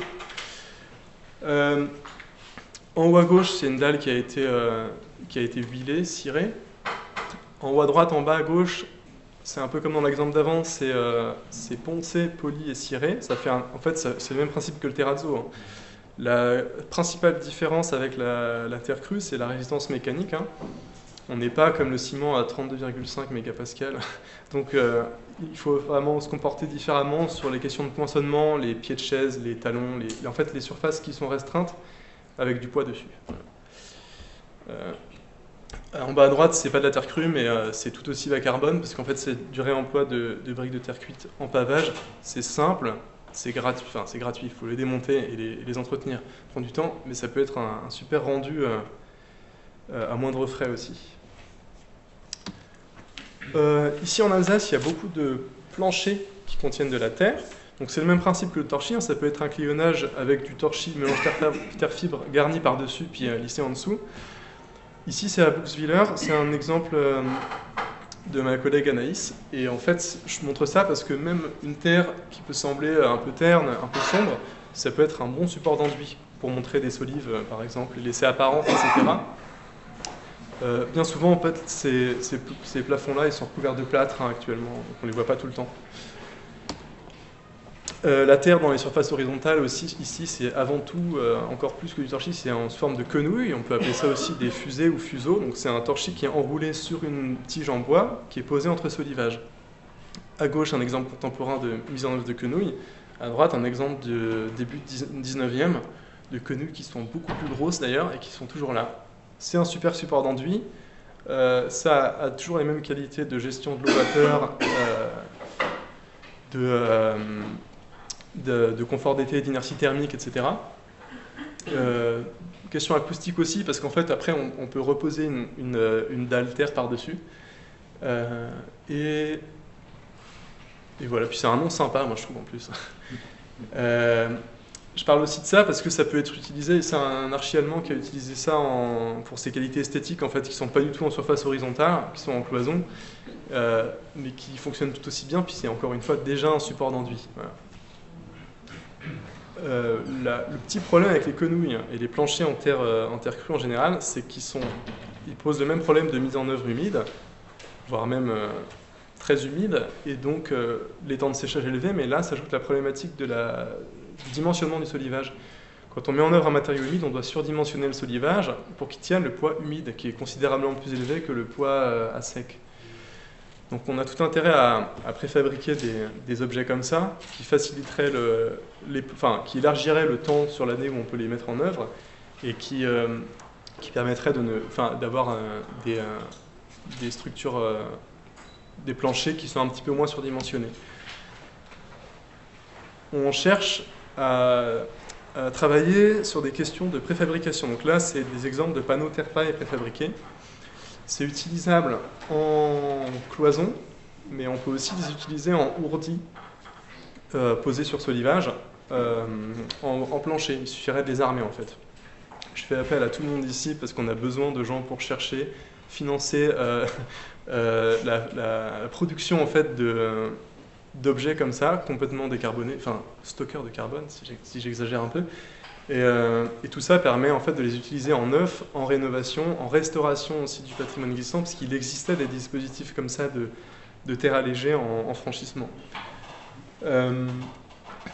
Voilà, il y a plein de recherches à faire sur des prototypes en fait, de différentes dimensions, masse volumique, format, etc. Je conclue avec des images d'un projet qui m'a personnellement mis une petite claque. C'est un projet qui s'appelle Le Costil, qui se trouve en Normandie, et qui montre pas beaucoup de terre crue comme ça, mais j'en parle parce qu'il en contient et parce qu'il a été très bien documenté. C'est un collectif d'archi qui s'appelle Anatomie d'architecture, et je crois que ça a été réalisé, il me semble, il y a 2 ans. C'était une bâtisse en briques de terre cuite, pardon, qui s'effondre, enfin qui était en état de ruine assez avancé. Et donc il y a beaucoup de réemploi de matériaux. Sur l'image de gauche, en fait, on voit ce que je montrais sur le pavage en briques de terre cuite, qui sont en fait des briques démolies de la ruine.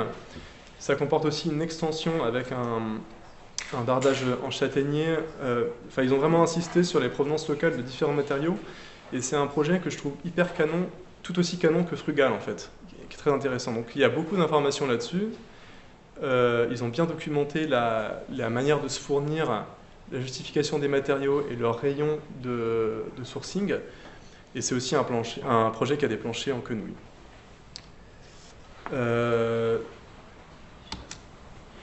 Là-dessus, ouais, j'espère qu'en fait ça peut vous montrer aussi comment utiliser de la terre crue dans des exemples tout aussi d'apparence vétuste que contemporain. On peut construire neuf avec, il ne faut pas l'oublier. On peut s'adapter et apprendre de ce qui a été fait. Et ici, c'est une petite photo de la terre qu'on a ici en Alsace, qui a une particularité, qui est en abondance, c'est le Leuce. C'est un dépôt aérien qui a très peu qui a une granulométrie très régulière et très fine, et en fait qui ne nous permet pas qui nous permet de faire des tas de choses avec, que ce soit des adobes, de la masse, du torchis, des terres allégées. En fait, on n'a aucune excuse pour ne pas s'en servir, et elle est abondante ici, vraiment. Donc voilà, il faut s'en servir. Merci de votre attention. Je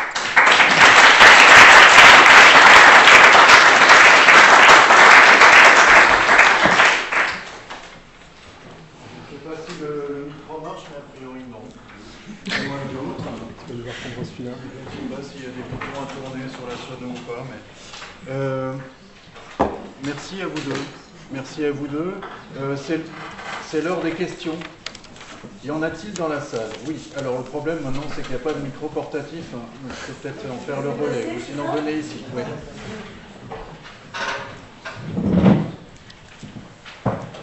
Merci. Alors, merci beaucoup à tous les deux. Donc moi, c'est Florence Rudolph. Je travaille avec des entreprises autour du changement climatique. Et je reviens sur cette question du sol. La terre et le sol, parce qu'effectivement, vous parlez de terre et vous n'avez pas évoqué la notion de sol. Donc quand on dit il y a de la terre qui est disponible, on peut l'utiliser, etc., on sait qu'il y a quand même beaucoup d'appauvrissement de sol, on sait qu'on a des sols on a une réduction des sols, une perte des sols à l'échelle de la planète qui est énorme. Et voilà, j'évoque quand même cette question du risque, on le voit comme le bois, où on peut avoir, disons, une bonne intention, on travaille le bois, on construit en bois, et puis on peut avoir un effet pervers sur les écosystèmes, sur les forêts, sur de plus en plus de demandes par rapport au bois, compte tenu de toutes ces performances, de toutes ces performances aussi, que ce soit en termes de CO2, que ce soit en termes esthétique, de confort, etc., de bien-être. On peut retrouver un peu, en tout cas on pourrait retrouver un peu la même question pour le sol, pour la terre. Et voilà, je pose cette question parce que bien souvent, quand on me la pose, je ne saurais pas y répondre non plus. Alors, premier point de réponse, c'est que est-ce que ça pose des questions de quantité, de disponibilité Ben oui, de renouvellement, hein, je veux dire, il y a quand même voilà, parce que quand c'est des carrières, comme vous le montriez tout à l'heure, quand c'est des carrières, comme vous le montriez tout à l'heure, on a le cas du déchet. Dans le cas d'un déchet, on comprend bien, arrest de gravière, des carrières, etc. Après, il ne faudrait pas avoir des carrières, créer des carrières pour générer de la terre, par exemple. En tout cas, il ne faudrait pas, ça serait un effet pervers de la demande de terre. Et si on va excaver des sols qui ont une valeur agricole, etc., et bon, c'est pas, je veux dire, c'est pas complètement Enfin, c'est pas une fiction, on retrouve ça aussi pour les terres agricoles avec la compétition entre des terres agricoles, par exemple, et les panneaux solaires, etc. C'est des choses qui sont réellement en cours au nom de la transition énergétique, etc. Ouais. Donc, je pense que c'est quand même important d'avoir cet enjeu-là à l'esprit. Alors, premier point, il faut aussi bien distinguer déjà terre végétale de terre minérale. Nous, ce qui nous intéresse, c'est la terre minérale, et la terre végétale, on la laisse à l'agriculture, c'est là qu'elle est le plus importante et le plus utile. Sur la question de la disponibilité, moi je me permets d'avoir un discours de promotion sans modération, c'est précisément parce qu'on est à des échelles d'utilisation qui sont ridicules par rapport au gisement. Il y a Cycloterre qui a fait une petite infographie pour montrer en fait la masse de terre extraite par les projets du Grand Paris, qui représente en fait une pile de plus de 500 mètres de haut sur la taille de l'agglomération parisienne. Enfin, c'est des gisements dont on ne sait même pas encore quoi en faire, quoi. Ensuite, on peut parler aussi de l'aspect réversible de la terre, qu'en fait il en existe déjà dans le bâtiment, qui est tout à fait réemployable sans être adjuvanté. Il suffit de rajouter de l'eau pour la retravailler. Voilà, et ensuite ça nécessite pas, enfin pour l'instant ça nécessite pas comment dire, comme le bois nécessite une sylviculture qui a peut-être un petit peu été dépassée par ce qu'elle a proposé. Pour l'instant, je ne vois pas vraiment le risque encore.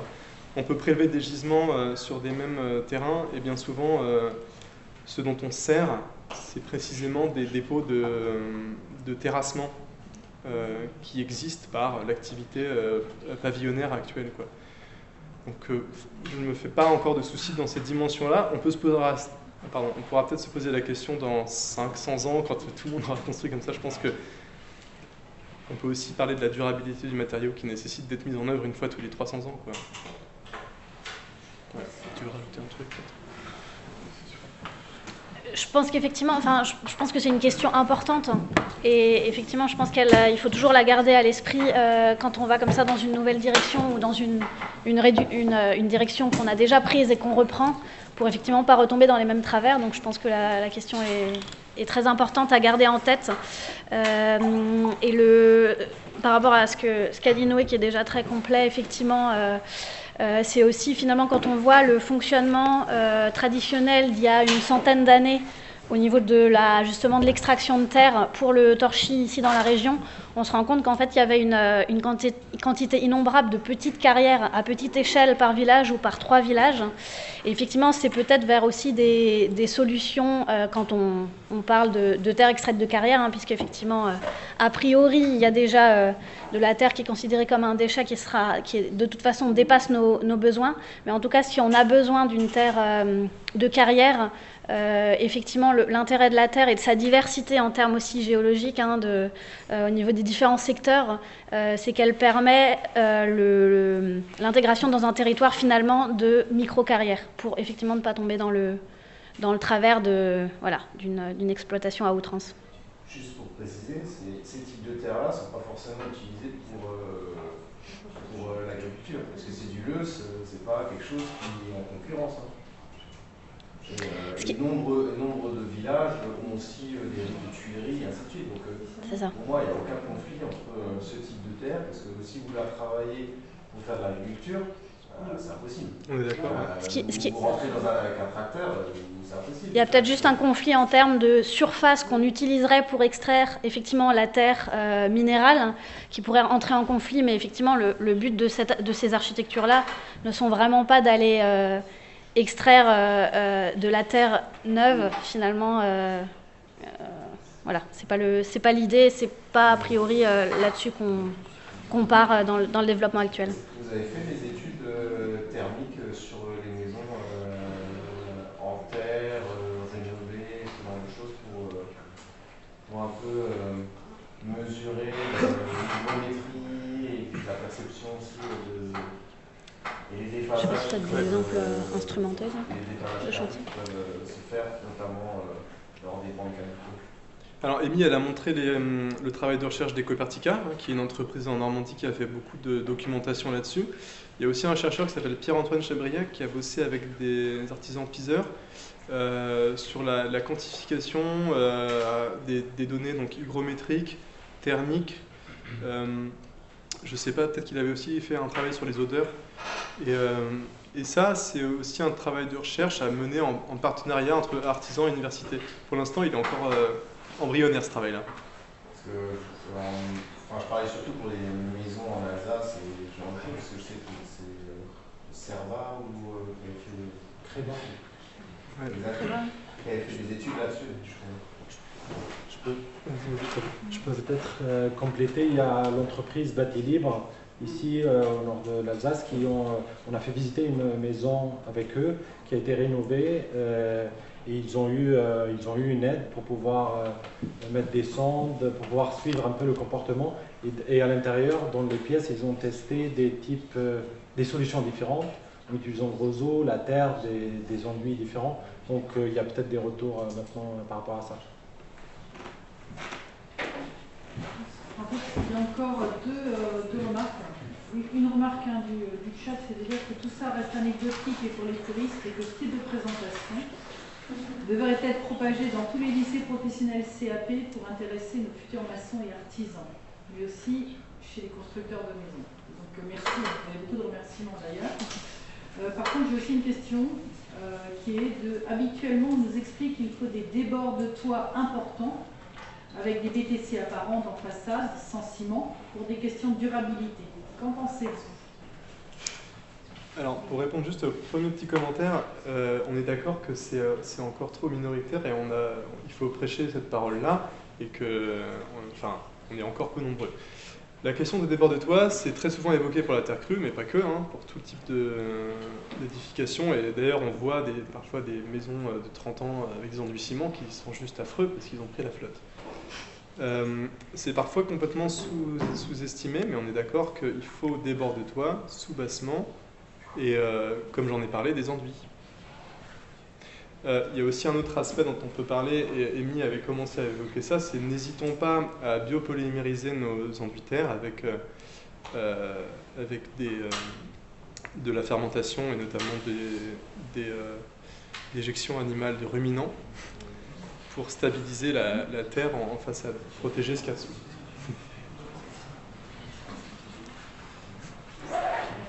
Alors moi, je voulais juste ajouter que les quenouilles, notamment les techniques que vous avez montrées à la fin, nos étudiants se sont prêtés à un séminaire en fin janvier. Et il reste 2-3 prototypes dans ce qu'on appelle le jardin des prototypes. En fait, quand vous partez la rue intérieure en bois sur la gauche, c'est un espace un peu extérieur. S'il y en a qui veulent aller toucher, voir ce que ça a donné, c'est un petit échelle, il y a pas mal de choses en 4 jours, mais il y a quelques échantillons pas très loin, voilà, en terre paille.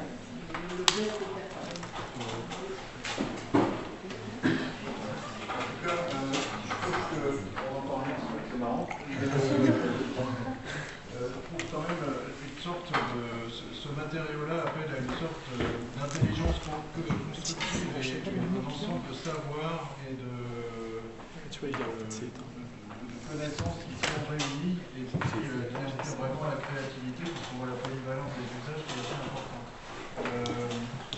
J'aurais une question après, peut-être la suivante, ou tout de suite, puisque j'y suis. Au niveau de la mise en œuvre, on voit la maçonnerie.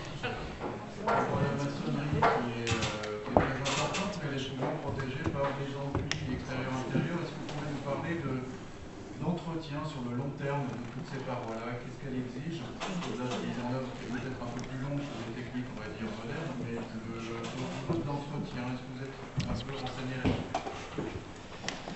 Alors, c'est une question qui peut revenir souvent, mais c'est aussi associé à une culture de l'édification et de l'habitat en général. La terre crue, ça concentre un petit peu ces questions-là parce que c'est un matériau qui se stabilise moins dans le temps et donc c'est associé à une question d'entretien en fait de son habitat en général qui a été un peu perdu, je pense, par des questions un mix d'idéologies. Peut-être que le prix de la construction et de l'habitat, le capitalisme en général a fait que c'était tellement cher de se loger on a l'impression que quand on construit, c'est une bonne fois pour toute la vie. Et on se rend compte aujourd'hui que même sur des maisons faites conventionnellement, l'entretien fait défaut souvent. Et donc il faut toujours garder en tête qu'une maison, ça s'entretient, et en particulier les enduits qui sont la chose la plus exposée d'une maison. Et j'en profite pour rappeler qu'en France, on fonctionne avec un système de garantie décennale qui ne concerne pas les enduits de finition, c'est une garantie biennale, précisément parce qu'en fait, les enduits, ça se refait.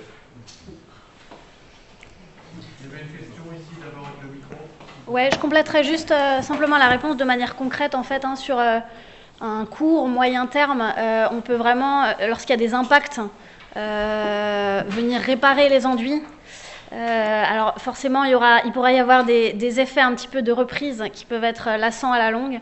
Donc il est aussi possible de refaire simplement une petite couche de finition, un badigeon. Voilà, donc avant de refaire totalement l'enduit, il y a effectivement un temps assez long où on peut vraiment venir le retoucher ou le retravailler en surface. Du coup, j'avais une question moi, par rapport un petit peu pour rebondir à ce qu'on disait précédemment. C'était pour l'instant on utilise la terre de manière assez anecdotique. Si à l'avenir on répand énormément son usage, est-ce qu'on peut envisager une industrialisation de ce matériau? Est-ce que du coup ça changerait beaucoup la manière de l'exploiter et de le sourcer? Et si oui, à quelle échelle et pour quelle partie de la maison, de la construction on peut industrialiser, c'est-à-dire les murs porteurs ou bien tout simplement produit par an, etc. Merci. Oui, on a parlé de ça. Pour l'instant, en fait, donc ça reste anecdotique, mais la question de l'industrialiser se pose déjà. Elle se pose depuis que des chercheurs de cratères dans les années 80 se sont posés cette question-là. Hein, comment on la rend abordable pour tout le monde? Pour répondre à la question, oui, on peut. Enfin, toute filière qui dégénère peut poser des problèmes. Hein, on l'a vu avec le bois, on le voit encore. Il faut garder en tête une espèce de sobriété d'utilisation. L'intérêt de la terre, c'est, je répète, son caractère réemployable à merci. On peut vraiment la réemployer tout le temps. C'est-à-dire que ce ne sera jamais inerte et un déchet fini. S'il est plus bon pour ses qualités structurelles, on le prend, on le rebrasse et on le remet en œuvre. Et la question se pose avec un gros coup d'accélérateur à cause du Grand Paris. On peut se poser la question de ce que ça veut dire d'utiliser les déchets dans un projet qui construit beaucoup en béton de ciment aussi, mais les filières d'industrialisation de la terre sont présentes et il faut faire attention aussi à qui s'en empare, parce que des industriels sont intéressés par la question pour verdir leur image, décarboner aussi leurs propositions, mais elles sont toujours pas à la hauteur de ce qu'on peut espérer en termes de sobriété, quoi. Oui, Noé en a déjà parlé, mais effectivement, lié au Grand Paris, hein, je vous invite à aller voir ce qu'est la fabrique Cycleterre et toute leur démarche, puisque c'est effectivement l'une des premières unités de fabrication de briques de terre comprimée et d'enduits, donc de manière systématique. À savoir aussi que, effectivement, comme la terre a le vent en poupe, on a aussi... Il faut décoder un petit peu dans les produits industrialisés actuels au niveau des recherches, des grands groupes.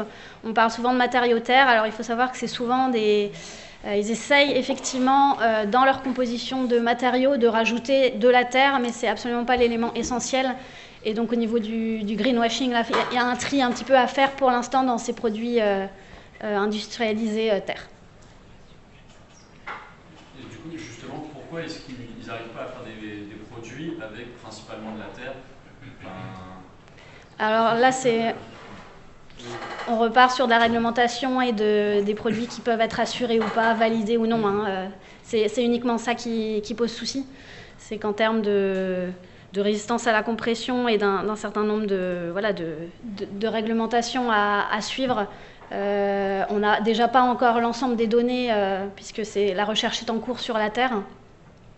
Et puis, je pense qu'il y a aussi une grande part de croyances et puis de filières qui sont en fonctionnement et donc pourquoi les abandonner pour le moment. Disons, ce sera un processus plus sur du long terme à partir du moment où on aura des limites très, très précises et qu'il faudra effectivement passer sur de la terre, je pense.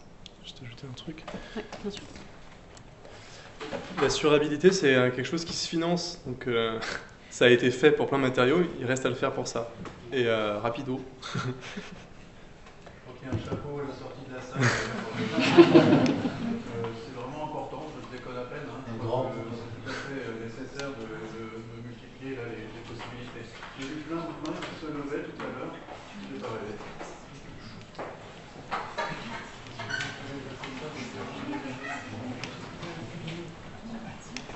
Bonjour.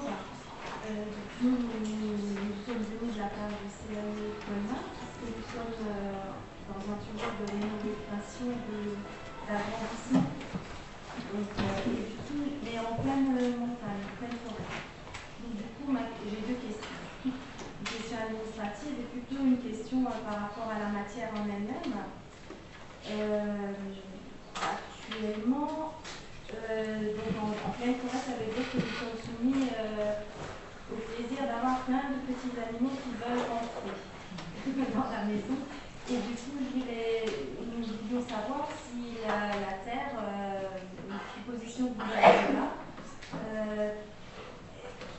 empêche, par exemple, des noirs, des mulots de rentrer. Ou est-ce qu'au bout d'un certain temps, ils vont creuser, puisque nous avons eu le plaisir de les retrouver dans la laine de roche, donc dans l'ancienne partie, donc du coup, je me dis c'est encore plus facile avec de la terre. La cohabitation avec la biodiversité n'est pas une fatalité. En général, on s'aperçoit que bien souvent, on peut cohabiter, c'est même souhaitable, notamment avec des espèces qui ont besoin de l'habitat humain en fait, pour exister. C'est pas forcément le cas des rongeurs dont vous avez parlé. La terre en soi, ça n'intéresse pas grand monde, notamment la terre minérale qui n'est pas composée de matière organique. Et la laine, vous avez parlé de laine de roche ou laine de verre, c'est quelque chose de très douillet pour ces petits rongeurs. Contrairement à ce qu'on peut s'imaginer intuitivement, la paille et le chanvre ne les intéressent pas vraiment. C'est très silicieux, abrasif, et ils sont beaucoup moins intéressés par ça. Encore une fois, c'est une question de mise en œuvre. Hein. La terre en soi, c'est pas un problème. Comment elle est mise en œuvre? Est-ce qu'elle est protégée? S'il y a un mélange de terre-fibre qui est exposé à l'eau, il peut y avoir du pourrissement. Ça peut intéresser tout type d'organismes qui en ramènent d'autres. Voilà. Et c'est pas une fatalité en soi à propos de la terre. D'accord. L'autre question, c'est que souvent, on dit le côté extérieur chaux-chanvre ou terre-chanvre et le côté intérieur terre crue. Est-ce que c'est une question d'hygrométrie, Alors je pense que vous faites référence à l'exemple que j'avais donné en acoustique, c'est ça, d'associer différents... Non, c'est la proposition qui nous est faite par rapport... Alors redites-nous la proposition. En extérieur, à l'extérieur, c'est chaud-chanvre et en intérieur, alors sur du roseau, il projette du chaud-chanvre à l'extérieur et à l'intérieur, ça serait de la terre. Oui, avec les yeux dessus, bien sûr. C'est dans une ossature bois, c'est une... Oui, une ossature bois. Alors... des étoiles partout. Alors, oui, bah, tu peux peut-être...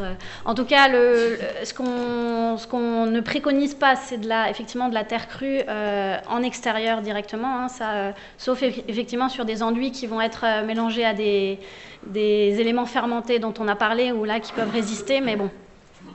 Voilà, on est encore en termes en cours de recherche. Donc c'est plutôt la chaux à l'extérieur, et ensuite la terre peut se placer vraiment sur l'ensemble du complexe. Et vous conseillez quoi comme fondation pour faire une maison Je ne sais pas si c'est vraiment le contexte, mais vous pourrez toujours venir par après. Après, là, sur la terre, de toute façon, en général, le domaine des fondations est exclu. Je ne sais pas ce que tu en penses, Noé, mais... Avec le matériau terre, oui. Oui. C'est quelque chose c'est de la terre qui a une capacité capillaire assez importante. Hein. Donc, à partir du moment où il y a de l'humidité dans le sol, ça va passer par les fondations.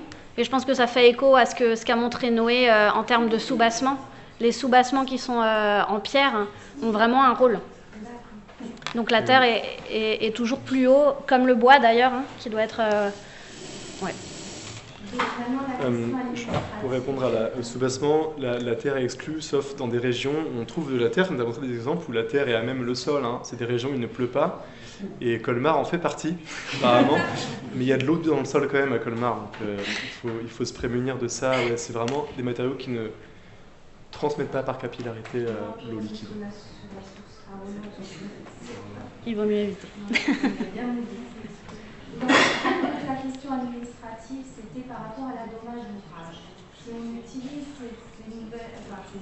ces très anciens matériaux, comment réagissent les assurances par rapport au dommage d'ouvrage? Les artisans et artisanes qui sont assurés, sont assurés de la même manière qu'avec d'autres matériaux. Par contre, effectivement, ça mentionne un point d'importance, c'est de sensibiliser les assureurs qui font partie de ce monde de la construction, au même titre que artisans, architectes, maîtrises d'ouvrage, fabricants de matériaux. Il faut aussi ramener des assureurs dans le lot pour se convaincre en fait, de l'utilisation de ces matériaux. En fait, bien souvent, le parallèle qui est fait, c'est de montrer la vétusté de ces matériaux dans des exemples où ils ont été abandonnés pendant plusieurs centaines d'années. C'est pas comparable avec un bâtiment qui a 20 ans, quoi. Donc, ils ont fait leur preuve. Et vous aurez un dommage d'ouvrage si l'artisan, l'entreprise qui fait les travaux, donne son assurance. Oui, mais même par rapport à nous, après, il faut les assurer. Non, mais c'est l'entreprise qui assure ses travaux. Oui. Donc, il n'y a pas la... Enfin, voilà, l'assurance, le mot Et il faut savoir que des personnes parfois qui rachètent des biens qui sont en terre crue, ils ne le savent juste pas, sont assurés comme n'importe quel bâti en faisant abstraction des matériaux. Hein. C'est à savoir. D'autres questions? Levez la main, s'il vous plaît. Encore une question. Alors, une question qui est peut-être un petit peu vaste, mais y a-t-il des propriétés particulières de la terre pour ces constructions ou peut-on utiliser toutes les terres? Vous avez 2 heures. Il y a peut-être des références ou des pistes, voilà, parce que la réponse peut être assez vaste. Oui, alors effectivement, toutes les terres ne peuvent pas être utilisées pour toutes les techniques. Donc, si on ne veut pas effectivement repartir dans une dérive qu'on évoquait tout à l'heure par rapport aux surfaces de terre exploitées, l'idéal est effectivement de partir de la terre qu'on a à disposition localement et de voir quelles caractéristiques elle a, quelle composition et du coup sur quelle technique on peut passer pour le projet. Et donc le projet peut être créé à partir de ces techniques et de cette terre. Et là, on est dans une logique globale. Donc c'est ce que je dirais pour répondre simplement à la diversité des terres. Noé, je ne sais pas si tu veux compléter. On peut ajouter que s'il y a une variété de mise en œuvre vernaculaire, c'est pour des questions très pratiques. Si on utilisait de la terre, c'est qu'il n'y avait pas mieux, qu'elle était sous forme la plus facile à mettre en œuvre de cette manière. Je pense à la bauge qui est un mélange plastique on prélève de cette manière-là, on l'adjuvante avec un peu de paille et il est prêt à l'emploi. Et c'est aussi simple que ça. Et donc on a parlé de la terre qu'on a ici en Alsace, qui est très adaptée au torchis, mais aussi à tout un tas de choses. On n'a pas vraiment d'excuses de composition pour ne pas s'en servir. Oui, j'avais une question par rapport au développement de cette technique et du développement du bâtiment en terre, justement par rapport au Grand Paris. On sait qu'aujourd'hui les populations augmentent de manière exponentielle. Comment est-ce qu'on pourrait convaincre les industriels, ou même le grand public de manière générale, de promouvoir cette technique de construction au profit du temps, enfin du nombre de temps qu'on a par rapport aux villes qui essaient de croître? Je ne sais pas comment on peut... Je ne travaille pas pour les industriels et j'en suis bien content. Mais je pense que la question de l'urgence, elle n'est pas intégrée en fait systémiquement. Et la logique ultra rentable veut que ça va poser problème. Moi, je considère qu'on est un petit peu dans une logique de pas le choix, de pas de temps aussi. Et on peut se dire que des industriels ont des moyens financiers, de recherche, de tests, et que le fait qu'ils existent nécessite qu'on s'appuie sur eux pour servir de ça. Mais ça ne va pas assez vite à mon goût, et voilà, le fait qu'on fasse des rendez-vous comme celui d'aujourd'hui commence à rassurer dans le sens où on développe ce point de vue-là, mais effectivement, il faudrait se poser la question de comment faire avec eux. L'exemple de Cycleterre est intéressant, hein, c'est que ce ne sont pas des industriels qui se sont emparés de ça, c'est vraiment une équipe de 13 partenaires qui s'est montée en réponse à cette question, qui est d'ailleurs un problème industriel, hein, le Grand Paris au départ.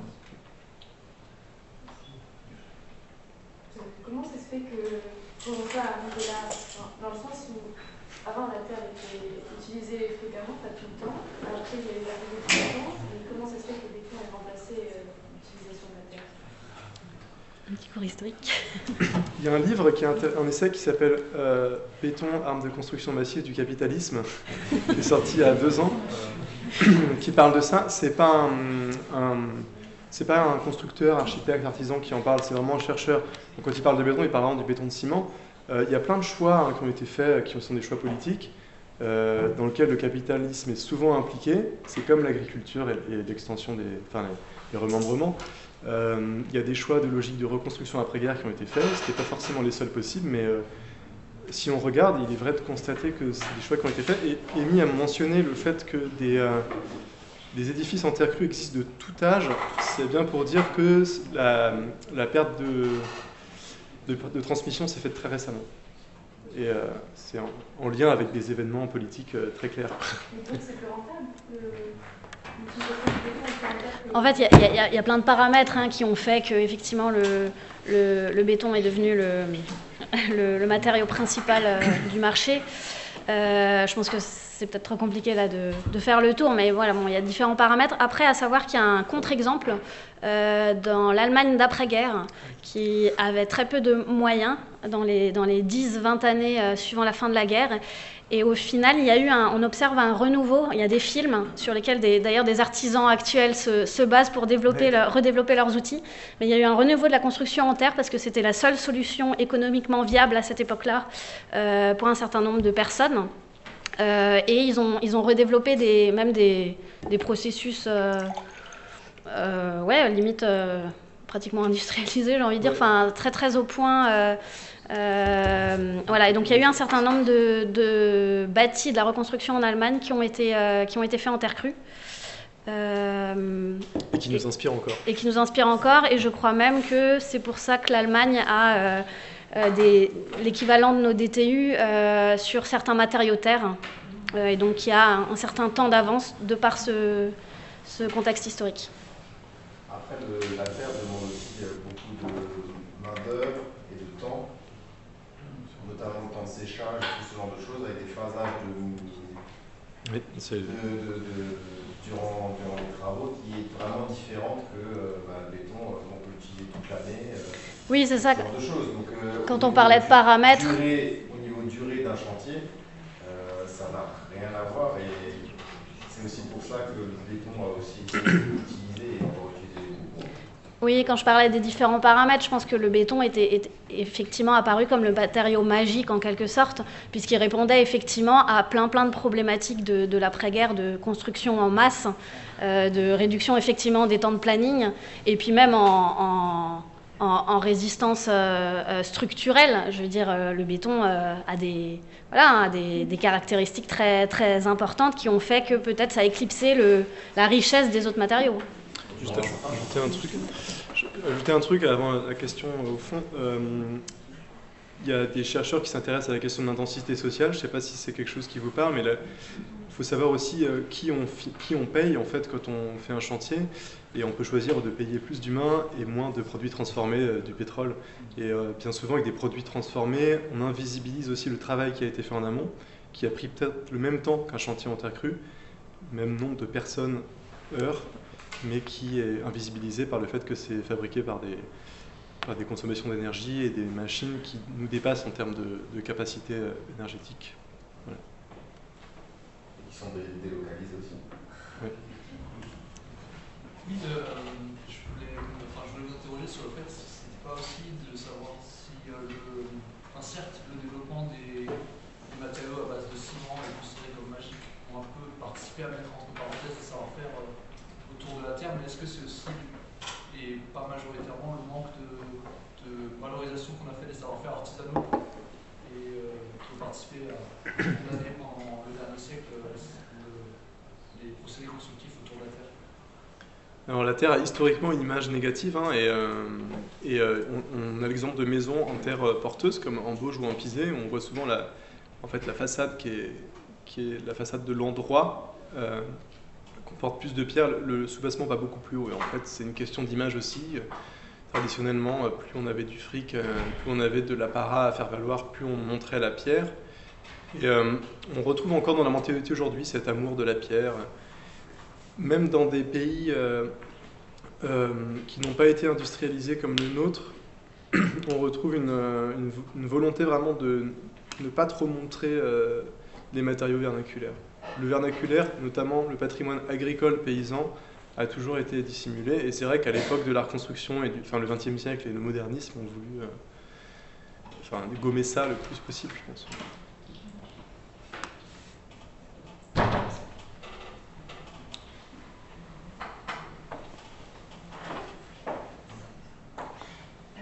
Oui, j'avais juste une question sur le Chauchan. À un moment donné, vous avez parlé de l'impact environnemental du Chauchan par rapport à la terre crue, c'est ça?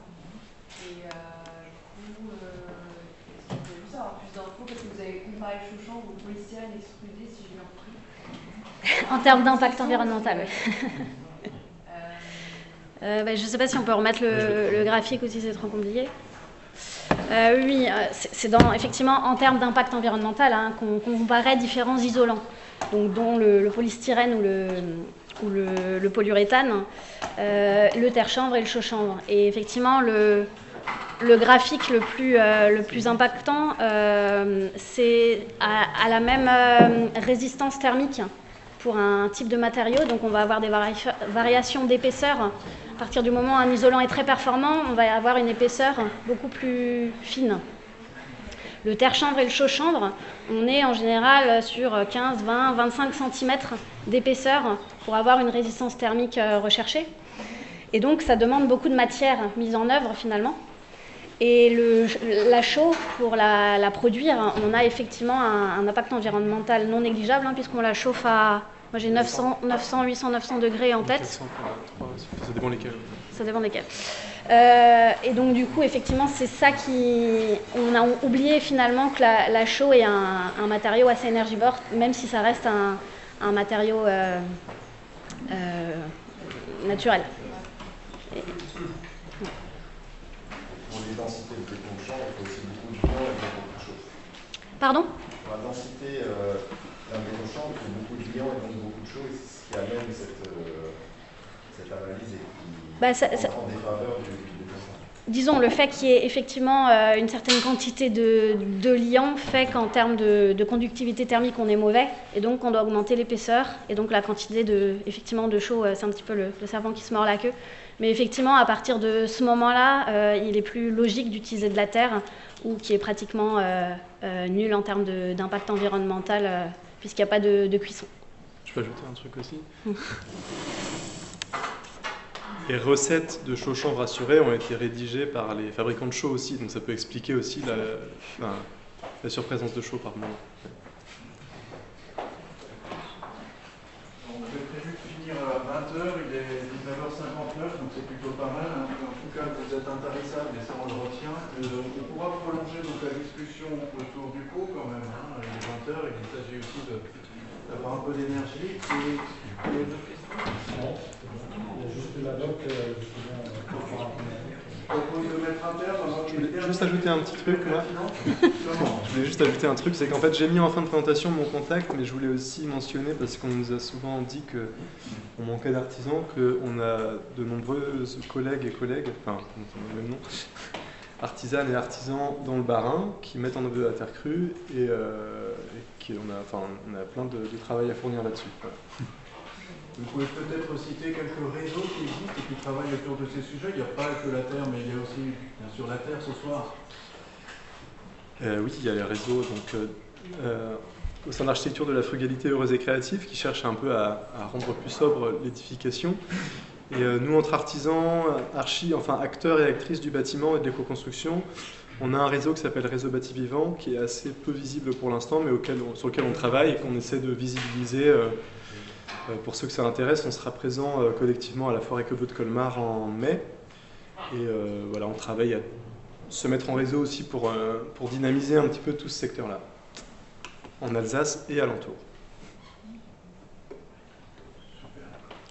Merci. Pour information, on peut les applaudir tout de suite.